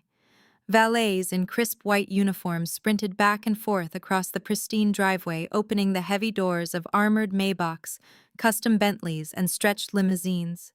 Flashbulbs popped blindingly near the red carpet entrance as local society photographers captured the arrival of the city elite. I stepped out of our car, smoothing the cool fabric of my emerald green silk evening gown. I had chosen this dress specifically because it was sharp, elegantly structured, and felt exactly like a suit of armor. Julian walked around the vehicle and offered me his arm. He wore a perfectly tailored midnight blue tuxedo, his jaw set in a hard, uncompromising line. He looked less like a medical professional attending a charity dinner and more like a soldier preparing to walk directly into a hostile war zone. Behind us, another nondescript black sedan pulled up smoothly to the curb. 2 men stepped out. They wore standard dark evening wear, blending effortlessly into the massive sea of wealthy donors, but their rigid posture immediately gave them away to anyone paying close attention. They moved with a calculated awareness, their eyes constantly scanning the perimeter. These were my official +2 guests. Special Agent Miller from the Internal Revenue Service Criminal Investigation Division, and Special Agent Davis from the Federal Bureau of Investigation White Collar Crime Unit. Vance had arranged for them to attend entirely undercover, posing casually as private security consultants for Julian and me. They gave me a brief, almost imperceptible nod before melting seamlessly into the crowd heading toward the Grand Hotel entrance. We walked through the towering glass doors and into the spectacular main lobby. The air conditioning was freezing, heavily scented with expensive floral arrangements. We made our way toward the grand ballroom where the estate gifting gala was already in full swing. The sheer scale of the event was nauseating. Massive crystal chandeliers hung from the soaring ceiling, casting a warm, golden glow over 50 circular tables draped in white silk. A classical string quartet played softly in the corner, entirely drowned out by the loud, boastful chatter of the attendees. I scanned the room and immediately spotted the guests of honor holding court near the main stage. Kiara and Desmond were completely surrounded by a flock of admiring politicians, wealthy socialites, and church board members. They were absolutely dripping in designer clothing, blatantly flaunting the wealth they had stolen from these exact people. Kiara wore a breathtaking custom-beaded couture gown that easily cost $20,000. Around her neck sat a thick, sparkling diamond tennis necklace. Desmond stood proudly beside her, wearing a bespoke velvet dinner jacket and a rare luxury watch that practically blinded anyone who looked at it. They looked like royalty. They were laughing, sipping expensive champagne, and soaking in the absolute adoration of the crowd. Every single diamond, every thread of silk, and every drop of champagne was paid for by the Phantom Hospital beds in Delaware. As Julian and I approached the entrance of the ballroom, my mother stepped directly into our path, physically blocking us from walking any further. Elaine looked resplendent in a silver designer gown, but her face was twisted into a mask of pure, bitter contempt. She held a crystal glass in one hand and placed her other hand firmly on her hip, looking me up and down with absolute disgust. "I am honestly shocked you actually showed up," Charmaine Elaine said loudly, her voice piercing through the ambient noise of the crowd. Several guests standing nearby turned their heads to watch the confrontation. "You usually find a way to ruin these beautiful moments for our family." "I promised I would be here, Mom," I replied, keeping my voice incredibly calm and perfectly level. "I would not miss this night for anything in the world." Elaine scoffed loudly, rolling her eyes. "Just make sure you stay out of the photographs. Tonight is about your sister. Look at her over there." She gestured grandly toward Kiara, raising her voice even louder so the surrounding donors could hear every single word. "She is a true angel on earth. Kiara makes so many incredible sacrifices for the motherland. She works her fingers to the bone saving dying children while you sit in a comfortable office counting your pennies. You should be down on your knees thanking God that you have a sister who brings such incredible prestige and honor to the Wilson family name." I looked past my mother, locking eyes briefly with Kiara across the crowded room. Kiara gave me a smug, victorious little wave. Desmond leaned in and whispered something in her ear, making her throw her head back and laugh. "You are absolutely right, Mom," I said softly, turning my attention back to Elaine. "Tonight is going to be incredibly memorable for the Wilson family name. We will all remember this night for the rest of our lives." Elaine glared at me, completely missing the heavy, dangerous promise hidden beneath my words. "Go find your assigned seats at table 3 in the back corner," she snapped, waving her hand dismissively. "And keep your mouth shut." Julian gently placed his hand on the small of my back, guiding me away from my mother and toward our assigned table. We walked through the maze of silk-covered tables, nodding politely to distant relatives and church acquaintances who offered us tight, uncomfortable smiles. The rumor mill had clearly been working overtime. Desmond and Kiara had successfully painted me as the bitter, jealous outcast, and the entire room was treating me like a volatile explosive they hoped would not detonate. We took our seats near the heavy velvet curtains at the very back of the room. Agents Miller and Davis sat down quietly at the adjacent table, nursing glasses of sparkling water, their eyes locked firmly on Desmond. The dinner service began. Waiters in white gloves served courses of caviar butter, poached lobster, and perfectly seared filet mignon. The extravagance was disgusting when you considered the supposed cause they were celebrating. I pushed the food around my expensive porcelain plate, my stomach completely tied in tight, anxious knots. For 2 excruciating hours, I sat there and watched the absolute peak of my family's arrogance unfold. Pastor Sterling took the stage and delivered a booming, highly emotional prayer, thanking the heavens for the miraculous healing hands of Dr. Chiara. He dramatically announced the church's $200,000 grant, presenting Desmond with a massive, oversized novelty check right there on the stage. Desmond accepted it with a humble bow, wiping a fake tear from his eye. The crowd stood up and cheered wildly.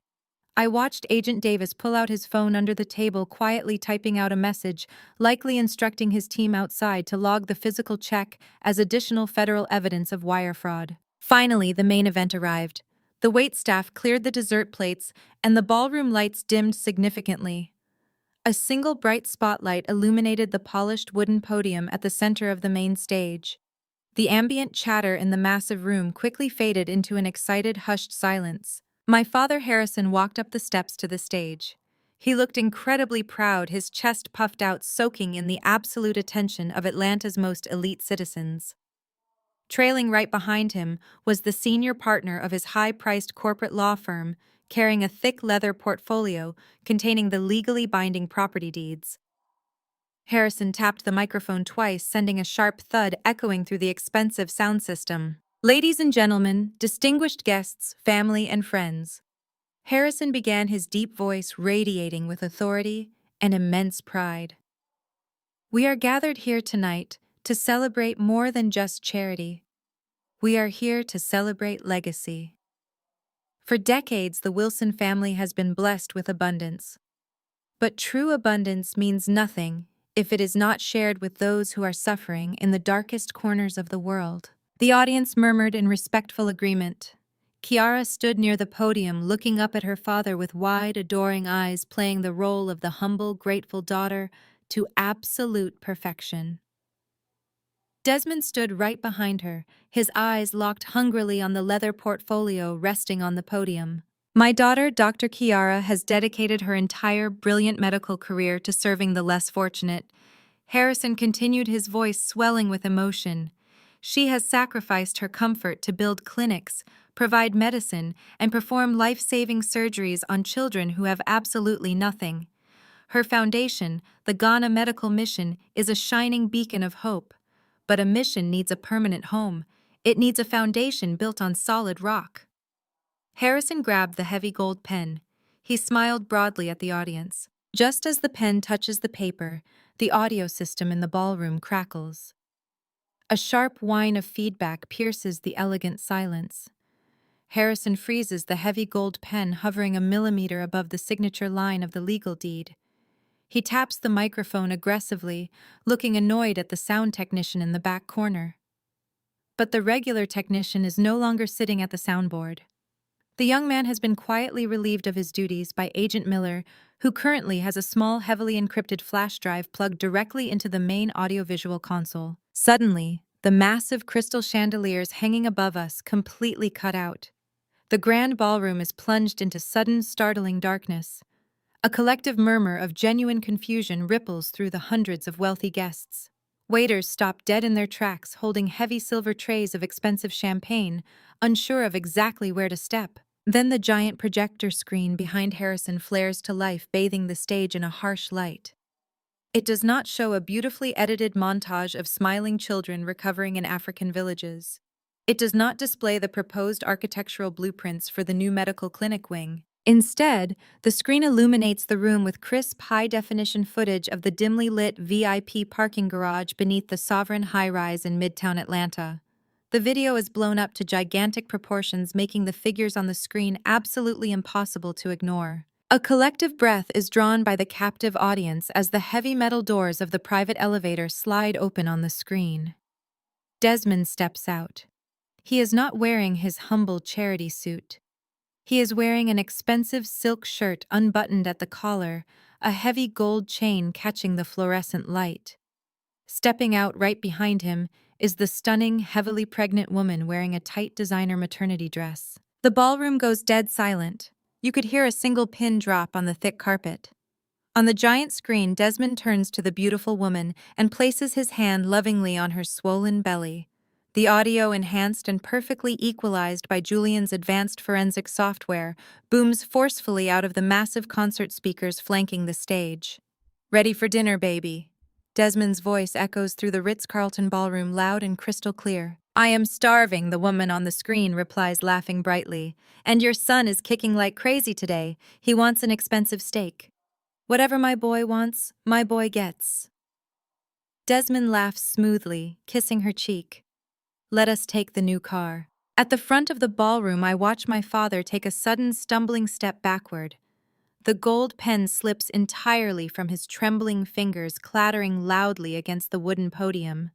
Elaine rises slowly from her chair at table 1, her hands flying up to cover her mouth in unadulterated horror. The footage cuts to the pair walking toward the sleek, brand-new Range Rover. As Desmond opens the passenger door for the pregnant woman, she pauses with a small, concerned frown. "Are you absolutely sure you do not need to be at that church thing tonight?" she asks on the video. "You said your father-in-law was getting antsy about the big land transfer." Desmond on the massive screen throws his head back and lets out a loud, incredibly arrogant laugh. It is a cruel, mocking sound that slices violently through the tense air of the ballroom. "Harrison Wilson is a complete gullible fool," Desmond's voice booms over the speakers. The words hit my father like a physical blow. He actually recoils, clutching his chest. He is so desperate to buy his way into heaven and impress his elite country club friends that he does not ask a single financial question. And his idiot wife Elaine is even worse. She just wants to brag to her social circle about her saintly doctor daughter. Those pathetic church folks, Pastor Sterling and his entire blind board, they practically throw their loaded checkbooks at us. They are paying for this luxury car, baby. They are paying the rent on our penthouse. And next Saturday, when old Harrison signs over that Buckhead commercial property, we are immediately liquidating it, routing the cash straight to the Cayman Islands and taking a very long permanent vacation. The pregnant woman giggles loudly, sliding into the rich leather seat of the luxury SUV. "I cannot believe they actually buy the whole starving children in Africa story. It is hilarious. People will believe whatever makes them feel good about themselves." Desmond replies callously, slamming the heavy car door shut. The video freezes on his smug, grinning face, staring triumphantly through the windshield. For 10 agonizing seconds, the grand ballroom remains plunged in absolute suffocating silence.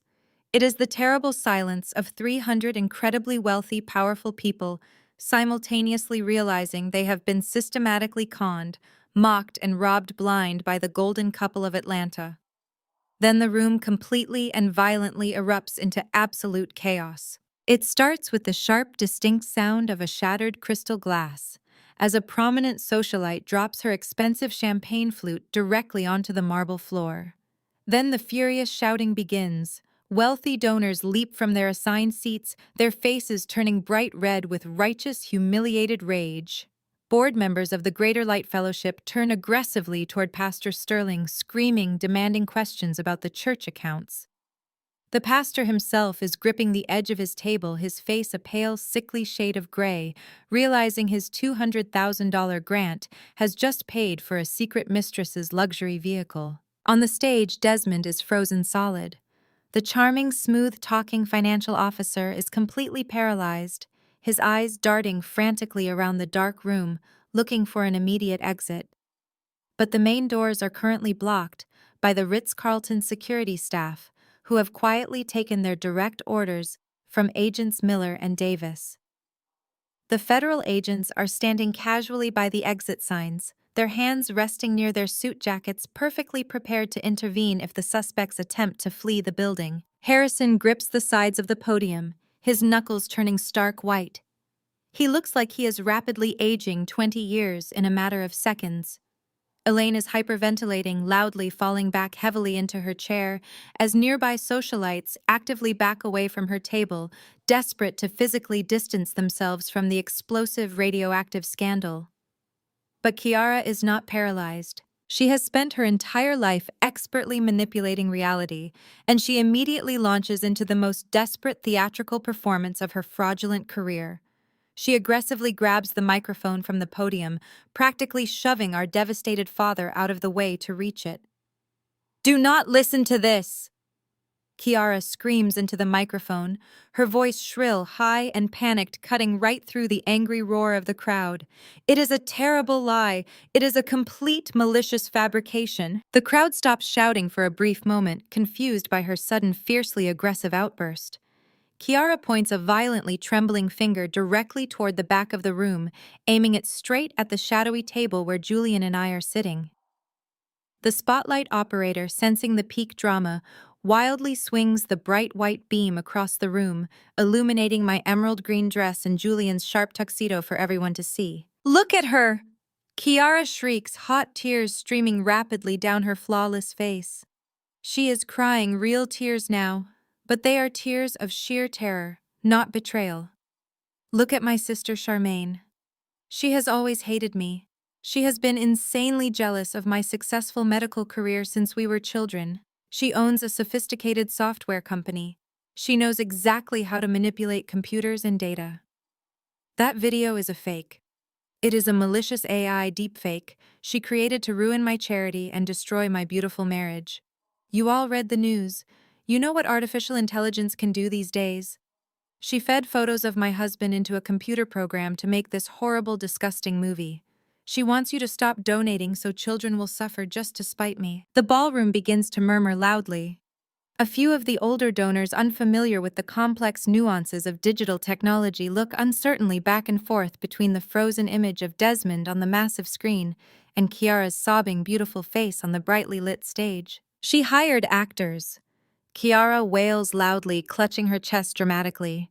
"She mapped Desmond's face onto someone else. Desmond loves me completely. We are building a massive hospital for dying children, and my wicked, bitter sister is trying to steal the funding by putting on this disgusting digital magic trick. Please, you all know me. I am Dr. Kiara Wilson. I save innocent lives. Do not let her jealous, psychopathic lies stop the Lord's vital work." Elaine, ever desperate to cling to the golden illusion, immediately jumps up from her chair. "She is absolutely right," my mother shouts frantically, her voice cracking with wild desperation. "Charmaine has been actively trying to sabotage this entire family all week. She is deeply unwell and delusional. Somebody arrest her. Somebody throw her out of this hotel right now." Desmond snaps out of his paralyzed state, realizing his wife is throwing him a massive lifeline. He rushes forward, wrapping his arms tightly around Kiara, burying his face in her shoulder. "I would never betray you, my love," he yells into the microphone for the crowd. "This is an evil orchestrated attack on our ministry." The crowd is teetering on the edge. The sheer audacity of Kiara's lie is almost convincing enough to cast a shadow of a doubt. People want to believe in the beautiful, charitable doctor. They do not want to believe they have been played for absolute fools. Julian looks at me. He does not say a word. He simply gives me a single firm nod. The time for hiding in the shadows is over. I push my chair back. It scrapes loudly against the polished wood floor. I stand up slowly, feeling the weight of 300 pairs of eyes suddenly locked onto me. I do not look angry. I do not look unhinged or jealous. I look completely, terrifyingly calm. I step out from behind table 3 and begin walking up the center aisle of the ballroom. The sea of wealthy donors physically parts for me, stepping back, as if I am carrying a live explosive. My emerald gown sweeps across the carpet. My heels click rhythmically against the floor, a steady, inevitable countdown to their total, unavoidable destruction. I can smell the expensive perfumes mixing with the sharp scent of nervous sweat as the elite crowd watches me. The whispering completely dies down as I pass each table. No one dares to intervene. No one dares to speak. I walk past my mother, who is trembling and glaring at me with raw hatred. I walk past Pastor Sterling, who refuses to meet my eye. I walk all the way to the front of the room, stopping directly in front of the main stage. The DJ booth is situated just off to the left of the stairs. The young DJ is staring at me, his mouth hanging slightly open in shock. I reach over the soundboard and gently pluck the wireless backup microphone from his trembling hand. I flip the switch. A small green light blinks to life. I look up at the stage. Kiara is clutching Desmond, her chest heaving. Harrison is staring at me, his face an unreadable mask of devastation and desperate denial. I raise the microphone to my lips. My voice echoes through the massive ballroom, cool, precise, and slicing through the tension like a surgical scalpel. If the video is a fake, I say my words ringing with absolute, undeniable authority. Let us look at your medical degree, doctor. Because unlike artificial intelligence, federal registry suspensions and forged board signatures are incredibly real. And the federal agents standing by the doors right now are very eager to discuss them with you. I lower the microphone slightly, letting silence stretch across the ballroom. I give a sharp nod to Agent Miller at the soundboard. He taps a key on his laptop. The projector screen flickers.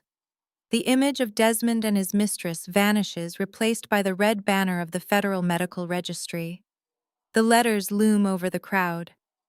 NPI suspended. Fraudulent credentials. Look closely at the screen, I announce, my voice echoing off the chandeliers.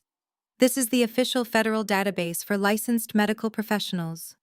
My sister, the surgeon, you have been throwing your money at, is not a doctor. She has not been a doctor for a decade. She failed out of her surgical residency in her second year. The Massachusetts Medical Board permanently revoked her eligibility to practice after discovering she was forging clinical hours and stealing hospital prescription pads. A collective gasp rips through the room. Kiara shakes her head wildly, her perfect updo beginning to unravel. It is a lie, she screams, her voice cracking. I have my license. I showed it to my parents. You showed them a piece of paper you bought online, I counter swiftly. You used the official seal of a governor who died 3 years ago. You are nothing but a phantom doctor running a ghost charity. As for the miraculous surgeries you claim to perform, let me hand the floor over to an actual professional. Julian steps forward from the shadows. He does not need a microphone. His commanding voice projects effortlessly across the silent room. I am the lead forensic pathologist for the state, Julian states firmly. The X-ray Kiara displayed earlier tonight does not belong to an African child. That X-ray is a forensic sample from a 32-year-old homicide victim. I personally autopsied that body 2 years ago in Chicago. The patient died from a point-blank shotgun wound. Your golden doctor is using photos of murder victims to solicit donations. The wealthy donors sitting at the front tables physically recoil in disgust. Several women cover their mouths in absolute horror. The illusion of the heroic medical mission is shattering into a million irreparable pieces right in front of their eyes. But I am not finished. I am here to burn the entire foundation to the ground. I raise the microphone again. Agent Miller switches the slide on the projector. The screen now displays a highly complex, beautifully organized financial flowchart. It maps out every single dollar that has flowed through the Ghana medical mission over the last 3 years. You all thought you were buying hospital beds and high-grade antibiotics, I say, my voice dripping with cold precision. Let me show you exactly what you were buying. Desmond, acting as the chief financial officer, has been generating phantom invoices for years. He funnels your generous donations into a fake medical supply distributor registered to a cheap post office box in Delaware. There are no supplies. There is no clinic in Africa. I point toward the massive screen as the flowchart animates, tracing bright red lines from the Delaware Shell Company. Once your money hits Delaware, Desmond washes it and wires it directly into untraceable offshore accounts located in the Cayman Islands. He is running a massive international Ponzi scheme. Your money is paying for his luxury penthouse, his custom suits, and his secret family. Desmond looks like he is about to vomit. His smooth, arrogant facade has completely melted away, leaving behind a terrified, cornered criminal. He grips the edge of the podium, his knuckles stark white. But Kiara refuses to surrender. She falls to her knees on the stage, burying her face in her hands, launching into a fit of hysterical sobbing. "How could you do this to me, Desmond?" Kiara wails loudly, trying to shift the blame onto her husband. "I trusted you with the finances. I wanted to help the children. You lied to me. You betrayed our marriage. I stare at my sister kneeling on the stage. The sociopathy of her performance is almost impressive. She is perfectly willing to throw the father of her nephew under a bus to save her own skin. Save the tears, Kiara. I say, my voice dropping to a dangerous, icy whisper that somehow carries across the entire room. You are not a victim. You are the Kyo architect of this entire criminal enterprise. I nod to Agent Miller one last time. The screen flashes again. This time, it displays the crisp screenshots of the WhatsApp text messages I extracted from Desmond's old iPad. The text bubbles are magnified so that even the people standing at the back of the ballroom can read every damning word. Read the screen, I instruct the crowd. These are text messages between the happy couple from 6 months ago. Look at Kiara demanding her $50,000 allowance to tolerate Desmond's pregnant mistress. Look at Kiara reminding Desmond to generate new fake invoices to trick Pastor Sterling into handing over the church grant. The room reads the messages in stunned silence. I watch the exact moment the realization hits Pastor Sterling. The powerful church leader staggers backward, bumping hard into a waiter. His $200,000 grant was a bribe orchestrated by a fake doctor to fund a cheating husband's luxury lifestyle. His reputation is instantly obliterated. Kiara stops crying. The fake tears dry up immediately. She looks up at the screen, reading her own cruel words broadcasted to the entire Atlanta elite. The mask finally slips off completely. Her face turns cold and blank. She slowly stands up, smoothing the front of her expensive couture gown, realizing there is absolutely no escape from her digital footprint. At the edge of the stage, my father Harrison suddenly lets out a sharp gasp. He drops heavily to his knees, clutching his chest with both hands. His face turns an alarming shade of gray. The $2 million property deed lies abandoned on the floor next to him. His precious social standing, his flawless family legacy, and his immense pride have all been completely destroyed in less than 10 minutes. Elaine lets out a piercing shriek. She collapses backward into her chair, her eyes rolling back into her head as she begins to hyperventilate wildly. The matriarch who slapped me in a hallway to protect a fraud is now drowning in the catastrophic ruin of her own blind favoritism. You ruined everything, Desmond suddenly roars. The sound is completely animalistic, filled with raw, desperate panic. He leaps off the front of the stage, bypassing the stairs entirely. He charges straight down the center aisle, aiming directly at me. His hands are outstretched, his eyes wide with violent intent. He realizes his life is over, and he wants to take me down with him. I do not even flinch. I stand perfectly still. Before Desmond can take 3 steps toward me, Julian intercepts him. My brilliant forensic pathologist husband moves with terrifying speed. Julian steps into Desmond's path, grabs him by the lapels of his custom velvet jacket, and uses Desmond's own aggressive momentum against him. Julian twists his hips and throws Desmond violently over a nearby cocktail table. The table shatters instantly. Crystal vases, expensive champagne bottles, and delicate hors d'oeuvres explode across the marble floor in a chaotic shower of glass and liquid. Desmond crashes hard onto his back, the breath knocked completely out of his lungs in a loud wheeze. Julian drops a heavy knee directly onto Desmond's chest, pinning him securely to the floor amidst the broken glass. Julian grabs both of Desmond's wrists, twisting them sharply behind his back, completely neutralizing the threat in seconds. "Get off me!" Desmond screams, thrashing wildly under Julian's crushing weight. His voice is shrill and laced with terror. He spits blood onto the marble floor. "You cannot prove anything. You have screenshots and some fake tax documents. You have no actual proof of where the money went. You cannot trace the offshore accounts."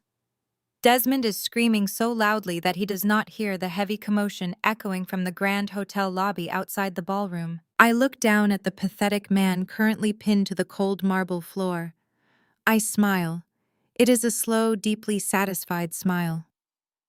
"I do not need to trace the Cayman Island accounts manually, Desmond," I say calmly, looking straight into his eyes. "They already did it for me." Suddenly, the massive wooden doors at the back of the incredibly quiet Ritz-Carlton ballroom burst open with explosive force. The heavy mahogany doors crash loudly against the walls. The terrified hotel security staff steps aside immediately. A heavily armed small army of men and women surge rapidly into the room. They are not wearing elegant evening gowns or tailored tuxedos. They are wearing tactical gear, heavy utility belts, and dark navy blue windbreakers. Printed across the jackets in bold yellow letters are two specific acronyms: FBI, IRS. The acronyms hung in the heavy air of the ballroom like a swift, undeniable death sentence. Over 24 federal agents swarmed the opulent space, moving with a highly coordinated, terrifying efficiency that completely shattered the luxurious atmosphere of the Ritz-Carlton. They completely ignored the stunned wealthy socialites in their silk gowns and bespoke tuxedos pushing past the tables, with their hands resting securely on their utility belts. The classical string quartet in the corner had abruptly stopped playing, leaving only the sound of heavy tactical boots marching across the polished marble floor. Desmond was still pinned firmly to the ground by Julian. He did not even try to struggle anymore. The sheer, overwhelming presence of the federal government had entirely drained the fight out of him. Two towering agents in dark navy windbreakers approached the broken cocktail table. Julian stood up smoothly, stepping aside and brushing a stray shard of crystal off his tuxedo jacket. Desmond Wilson, the lead FBI agent, announced, his voice booming over the chaos of the room. "You are under arrest for conspiracy to commit wire fraud, international money laundering, and tax evasion. You have the right to remain silent. Anything you say can and will be used against you in a court of law." The agent roughly grabbed Desmond by his tailored velvet collar, hauling him up from the floor. Desmond stumbled, his face bruised and his lip bleeding from the brief scuffle. The sharp metallic click of heavy steel handcuffs ratcheting tightly around his wrists echoed loudly in the sudden eerie quiet of the immediate area. Desmond kept his head down, staring blankly at the floor, absolutely refusing to look at the hundreds of former admirers who were now glaring at him with pure, unadulterated disgust. On the main stage, Kiara was completely losing her mind. As two female federal agents quickly marched up the wooden stairs toward her, she began backing away wildly, her high heels catching on the heavy fabric of her expensive couture gown. "No, no, you do not understand," Kiara shrieked, holding her hands up defensively. "I am a doctor. I save children. You are making a terrible mistake. My sister did this. She is lying to you." Kiara Wilson, one of the female agents, said calmly, completely unfazed by the hysterical theatrical performance. "You are under federal arrest for medical fraud, forgery of state documents, and felony wire fraud. Put your hands behind your back immediately." "I will not," Kiara screamed, slapping the agent's hand away in a massive display of sheer entitlement. "Do you know who my father is? He plays golf with the governor. He will have your badges by tomorrow morning." The agents did not hesitate for a single second. They grabbed Kiara's arms with incredible, uncompromising force, twisting them firmly behind her back. Kiara wailed in shock as the cold steel cuffs snapped securely around her wrists, completely trapping her hands over the delicate, intricate beading of her $20,000 dress. The visual contrast was absolutely staggering. Atlanta's golden child, the saintly, untouchable medical savior, was now crying like a spoiled toddler in federal restraints. Mom Kiara sobbed frantically, looking desperately out into the crowd. "Dad, do something. Call the lawyers. Tell them to stop this right now. Please, Mom, do not let them take me." Elaine stood perfectly still near table 1. Her face was entirely drained of color, her eyes wide and sunken. For 35 years, my mother had relentlessly worshipped at the altar of Kiara's perfection. She had ruthlessly sacrificed my emotional well-being, my business, and my place in the family just to protect the flawless illusion of her favorite daughter. But staring at the giant projector screen displaying the stolen funds and watching the federal agents cuff the child she had idolized, the absolute devastating truth finally pierced through her thick armor of denial. Elaine slowly looked at my father Harrison, who was currently slumped in a chair being attended to by a hotel medic. He was breathing heavily, his hands shaking violently as he stared at the unsigned $2 million property deed lying uselessly on the floor. Kiara had not just lied about being a doctor. She and Desmond had been mere seconds away from stealing my parents' most valuable commercial asset, liquidating their retirement security, and leaving them completely bankrupt to fund a secret family. The profound betrayal was absolute and completely unforgivable. "Mom, please," Kiara begged again, tears streaming down her ruined makeup as the agents began forcefully marching her down the stairs. Elaine looked at Kiara. For the very first time in my entire life, I did not see warmth or fierce protection in my mother's eyes when she looked at her golden child. I saw only deep, horrifying shame. Elaine slowly turned her back. She deliberately turned away from Kiara, burying her face in her trembling hands, refusing to watch her daughter be paraded out of the room. "No," Kiara wailed, the sound completely shattering as she realized her ultimate shield had just abandoned her. "Mom, you cannot turn your back on me." The crowd of wealthy donors had finally recovered from their initial shock and immediately went into a frenzy. Dozens of smartphones were suddenly raised high into the air. The bright flashes of phone cameras illuminated the ballroom as Atlanta's elite eagerly recorded the massive downfall of the Wilson family empire. The footage of Kiara being marched out in handcuffs would be trending across every social media platform before the night was even over. Their pristine social reputation, the only thing my parents truly cared about, was being publicly executed in real time. Amidst the absolute chaos of the arrests, I noticed a figure trying to subtly slip away from the main action. Pastor Sterling was frantically weaving his way through the maze of tables, keeping his head down low, making a desperate beeline for the rear kitchen exit. He was gripping his leather Bible tightly, sweating profusely, clearly hoping to escape the ballroom before anyone associated him with the massive fraud. He almost made it to the swinging double doors. "Excuse me, Pastor," a sharp voice called out. Agent Davis stepped smoothly out from the shadows, physically blocking the exit path. He crossed his arms over his chest, looking the terrified church leader up and down with a cold, highly analytical stare. "Where exactly are you going in such a hurry?" Agent Davis asked casually. "I just need to use the restroom," Pastor Sterling stammered nervously, his charismatic preaching voice completely vanishing into a weak, high-pitched squeak. "This does not concern the church. We are victims here." "Right." Agent Davis nodded slowly, pulling a small notebook from his jacket pocket. "Well, we have a few questions about that $200,000 grant you just handed over to a known shell company. We also want to discuss the $50,000 donation you received yesterday morning, the one designated for the new church roof. We have reason to believe those funds were obtained through criminal extortion and bribery. You are going to need to come with us to the field office right now to make a highly detailed statement." Pastor Sterling's shoulders slumped entirely in utter defeat. He looked absolutely terrified as another agent stepped forward to escort him out of the building. The powerful, corrupt spiritual leader of the Greater Light Fellowship was going to be answering to federal auditors by midnight. I stood tall in the center of the devastated ballroom, watching the complete collapse of the syndicate that had tried to destroy me.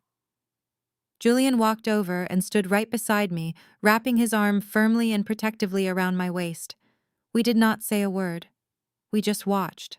We watched the federal agents forcefully shove Desmond into the back of a dark SUV waiting outside the hotel lobby. We watched Kiara, still crying hysterically in her ruined couture gown, being pushed into the back of a separate federal vehicle.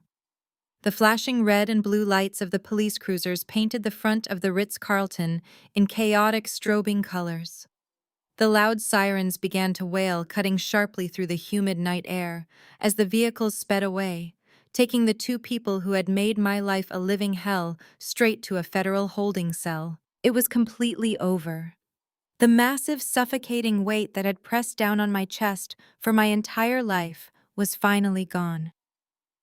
I looked at Julian, and for the first time in weeks, I genuinely smiled. We turned our backs on the ruined gala, walked out of the hotel, and drove quietly home to our daughter. The night passed in a deep, peaceful blur. For the first time since my childhood, I slept incredibly well, completely untroubled by the toxic demands of my family. But the quiet aftermath did not last very long. The very next morning, the bright Sunday sun was streaming warmly through the large windows of our suburban kitchen. I was standing at the counter calmly pouring a fresh cup of coffee when the heavy brass knocker on our front door suddenly banged loudly. It was not a polite knock. It was frantic, desperate, and incredibly urgent. Julian looked up from his newspaper, his brow furrowing. He stood up immediately and walked out to the main hallway. I followed closely behind him, my hands wrapped tightly around the warm ceramic mug. Julian unlocked the deadbolt and slowly pulled the heavy wooden door open. Standing on our front porch were my parents. Harrison and Elaine looked absolutely nothing like the powerful, arrogant socialites who had hosted the gala just 12 hours ago. They looked like they had aged 20 years overnight. Harrison was wearing the exact same wrinkled dress shirt from the night before, his tie hanging loosely around his neck. His face was deeply lined, his posture completely broken and defeated. Elaine was shaking violently, her eyes red and heavily swollen from crying all night long. "Charmaine!" My mother whispered, her voice cracking painfully as she looked at me with wild, desperate eyes. "Please, we need your help." Harrison swallowed hard, looking down at his expensive leather shoes, before finally meeting my gaze. His pride was entirely gone, replaced by pure, unadulterated terror. "The feds froze all of our bank accounts this morning," Harrison admitted, his voice trembling heavily. "They say we are materially tied to the fraud because we hosted the events. The lawyers are demanding massive retainers we cannot pay. Our friends will not even answer our phone calls. Charmaine, please, you have to forgive us. We were so incredibly wrong about everything. You have to use your software company money to bail Kiara out and help us fight this. You are our only family left." I stood perfectly still in the doorway, staring at the two people who had gleefully thrown me to the wolves just days prior, completely absorbing the sheer, breathtaking audacity of their request. "You want me to pay for her defense?" I repeated slowly, my voice completely devoid of any recognizable emotion. "You want me to use the software company you publicly mocked for an entire decade to bail out the convicted fraudster who literally tried to ruin my life yesterday?" Harrison stepped forward, his hands clasped tightly together in a desperate, pathetic gesture of begging. "Charmaine, you simply do not understand the absolute catastrophe this is causing our family. Our faces are plastered across the front page of every single local newspaper in Atlanta. The country club suspended our membership, pending a formal board review. Pastor Sterling is throwing us under the bus to save his own miserable reputation. If Kiara goes to federal prison, the Wilson name is permanently destroyed. You have the immense financial resources to hire the best white-collar criminal defense firm in the state. We can control the public narrative. We can say she was manipulated by Desmond." I looked at my father. This was the man who had mercilessly extorted me for $50,000 just to protect a lie. He was so completely obsessed with social optics that he did not even care his favorite daughter was a ruthless criminal. He only cared that his wealthy country club friends knew about it. Elaine reached out, tears streaming down her ruined makeup. "Please, Charmaine," she cried out, her voice cracking painfully. "Please save your sister." I gently but firmly brushed my mother's trembling hand away. I took a deliberate, heavy step backward into my own home, physically creating an uncrossable boundary between my peaceful sanctuary and their toxic chaos. "She is not my sister," I said, my tone incredibly calm and completely absolute. "She is a dangerous stranger who just happens to share my DNA. And you are not standing here asking for my help because you actually love her. You are asking for my hard-earned money because you desperately want to buy back the beautiful, flawless illusion you lost last night." "Charmaine, do not do this!" Harrison warned, a brief, pathetic flash of his old, arrogant anger attempting to surface through his overwhelming panic. "Family protects family. That is how we survive." I shook my head slowly, feeling nothing but profound pity for the broken man standing on my porch. "No, Harrison. Family protects family. You protected an image. When I came to you with undeniable federal proof that Kiara was stealing millions from sick children, you slapped me across the face. You maliciously wrote me out of your precious $5 million family trust. You threatened my husband's career. You sent Desmond a clear, undeniable signal that he could destroy my business servers and threaten my innocent 5-year-old daughter, and you would gladly look the other way, as long as the gala went perfectly.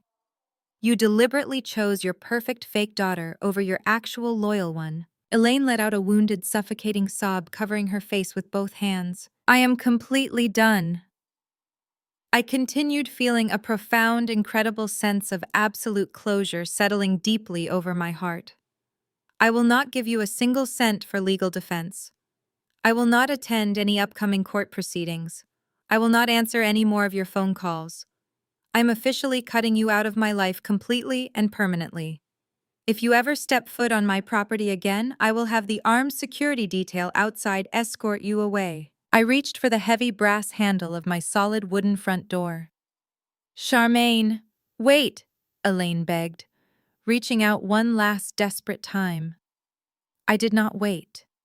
I looked at the two toxic people who had given me life but had never given me genuine love, and I closed the door firmly in their faces. The heavy metal deadbolt clicked into place with a loud, incredibly satisfying snap. I turned around in this quiet hallway. Julian was standing near the kitchen entrance holding 2 fresh cups of black coffee. He walked over and handed me a warm mug, kissing my forehead gently. "It is finally over," Julian said softly. I took a deep, refreshing breath, tasting the rich, dark coffee and the incredible, unmatched sweetness of genuine freedom. "Yes," I replied, smiling brightly. "It is finally over." Fast forward exactly 1 full year. The justice system moved with surprising speed. Desmond eagerly took a plea deal to avoid a life sentence. He was formally sentenced to 20 hard years in a maximum security federal penitentiary. His pregnant mistress completely abandoned him the very minute the Cayman Island offshore accounts were formally frozen by the federal government, leaving him with absolutely nothing but massive legal debts and a ruined life. Kiara stubbornly refused to take any kind of plea agreement. She genuinely believed her legendary charm, striking beauty, and perfect fake tears would somehow magically sway a sympathetic federal jury. She was spectacularly and publicly wrong. The diverse jury deliberated for less than 4 hours before finding her entirely guilty on all 74 counts of massive wire fraud, blatant forgery, and complex money laundering. The strict federal judge angrily sentenced her to 15 hard years in prison, permanently stripping her of every single stolen asset she ever possessed. As for Harrison and Elaine, the massive federal scandal completely bankrupted them both. The IRS mercilessly seized the Buckhead commercial property and all their personal investment accounts to pay back the deeply defrauded charity donors. Stripped entirely of their vast wealth and their heavily protected, prestigious reputation, my parents were immediately forced to downsize into a very small, cramped apartment. My business exploded. Major healthcare conglomerates saw exactly what my proprietary software could uncover. My company tripled in size. Julian became the lead forensic consultant for the entire state. Our daughter Maya finished kindergarten, growing up safely. Cutting off dead weight is not a sign of weakness. It is self-preservation.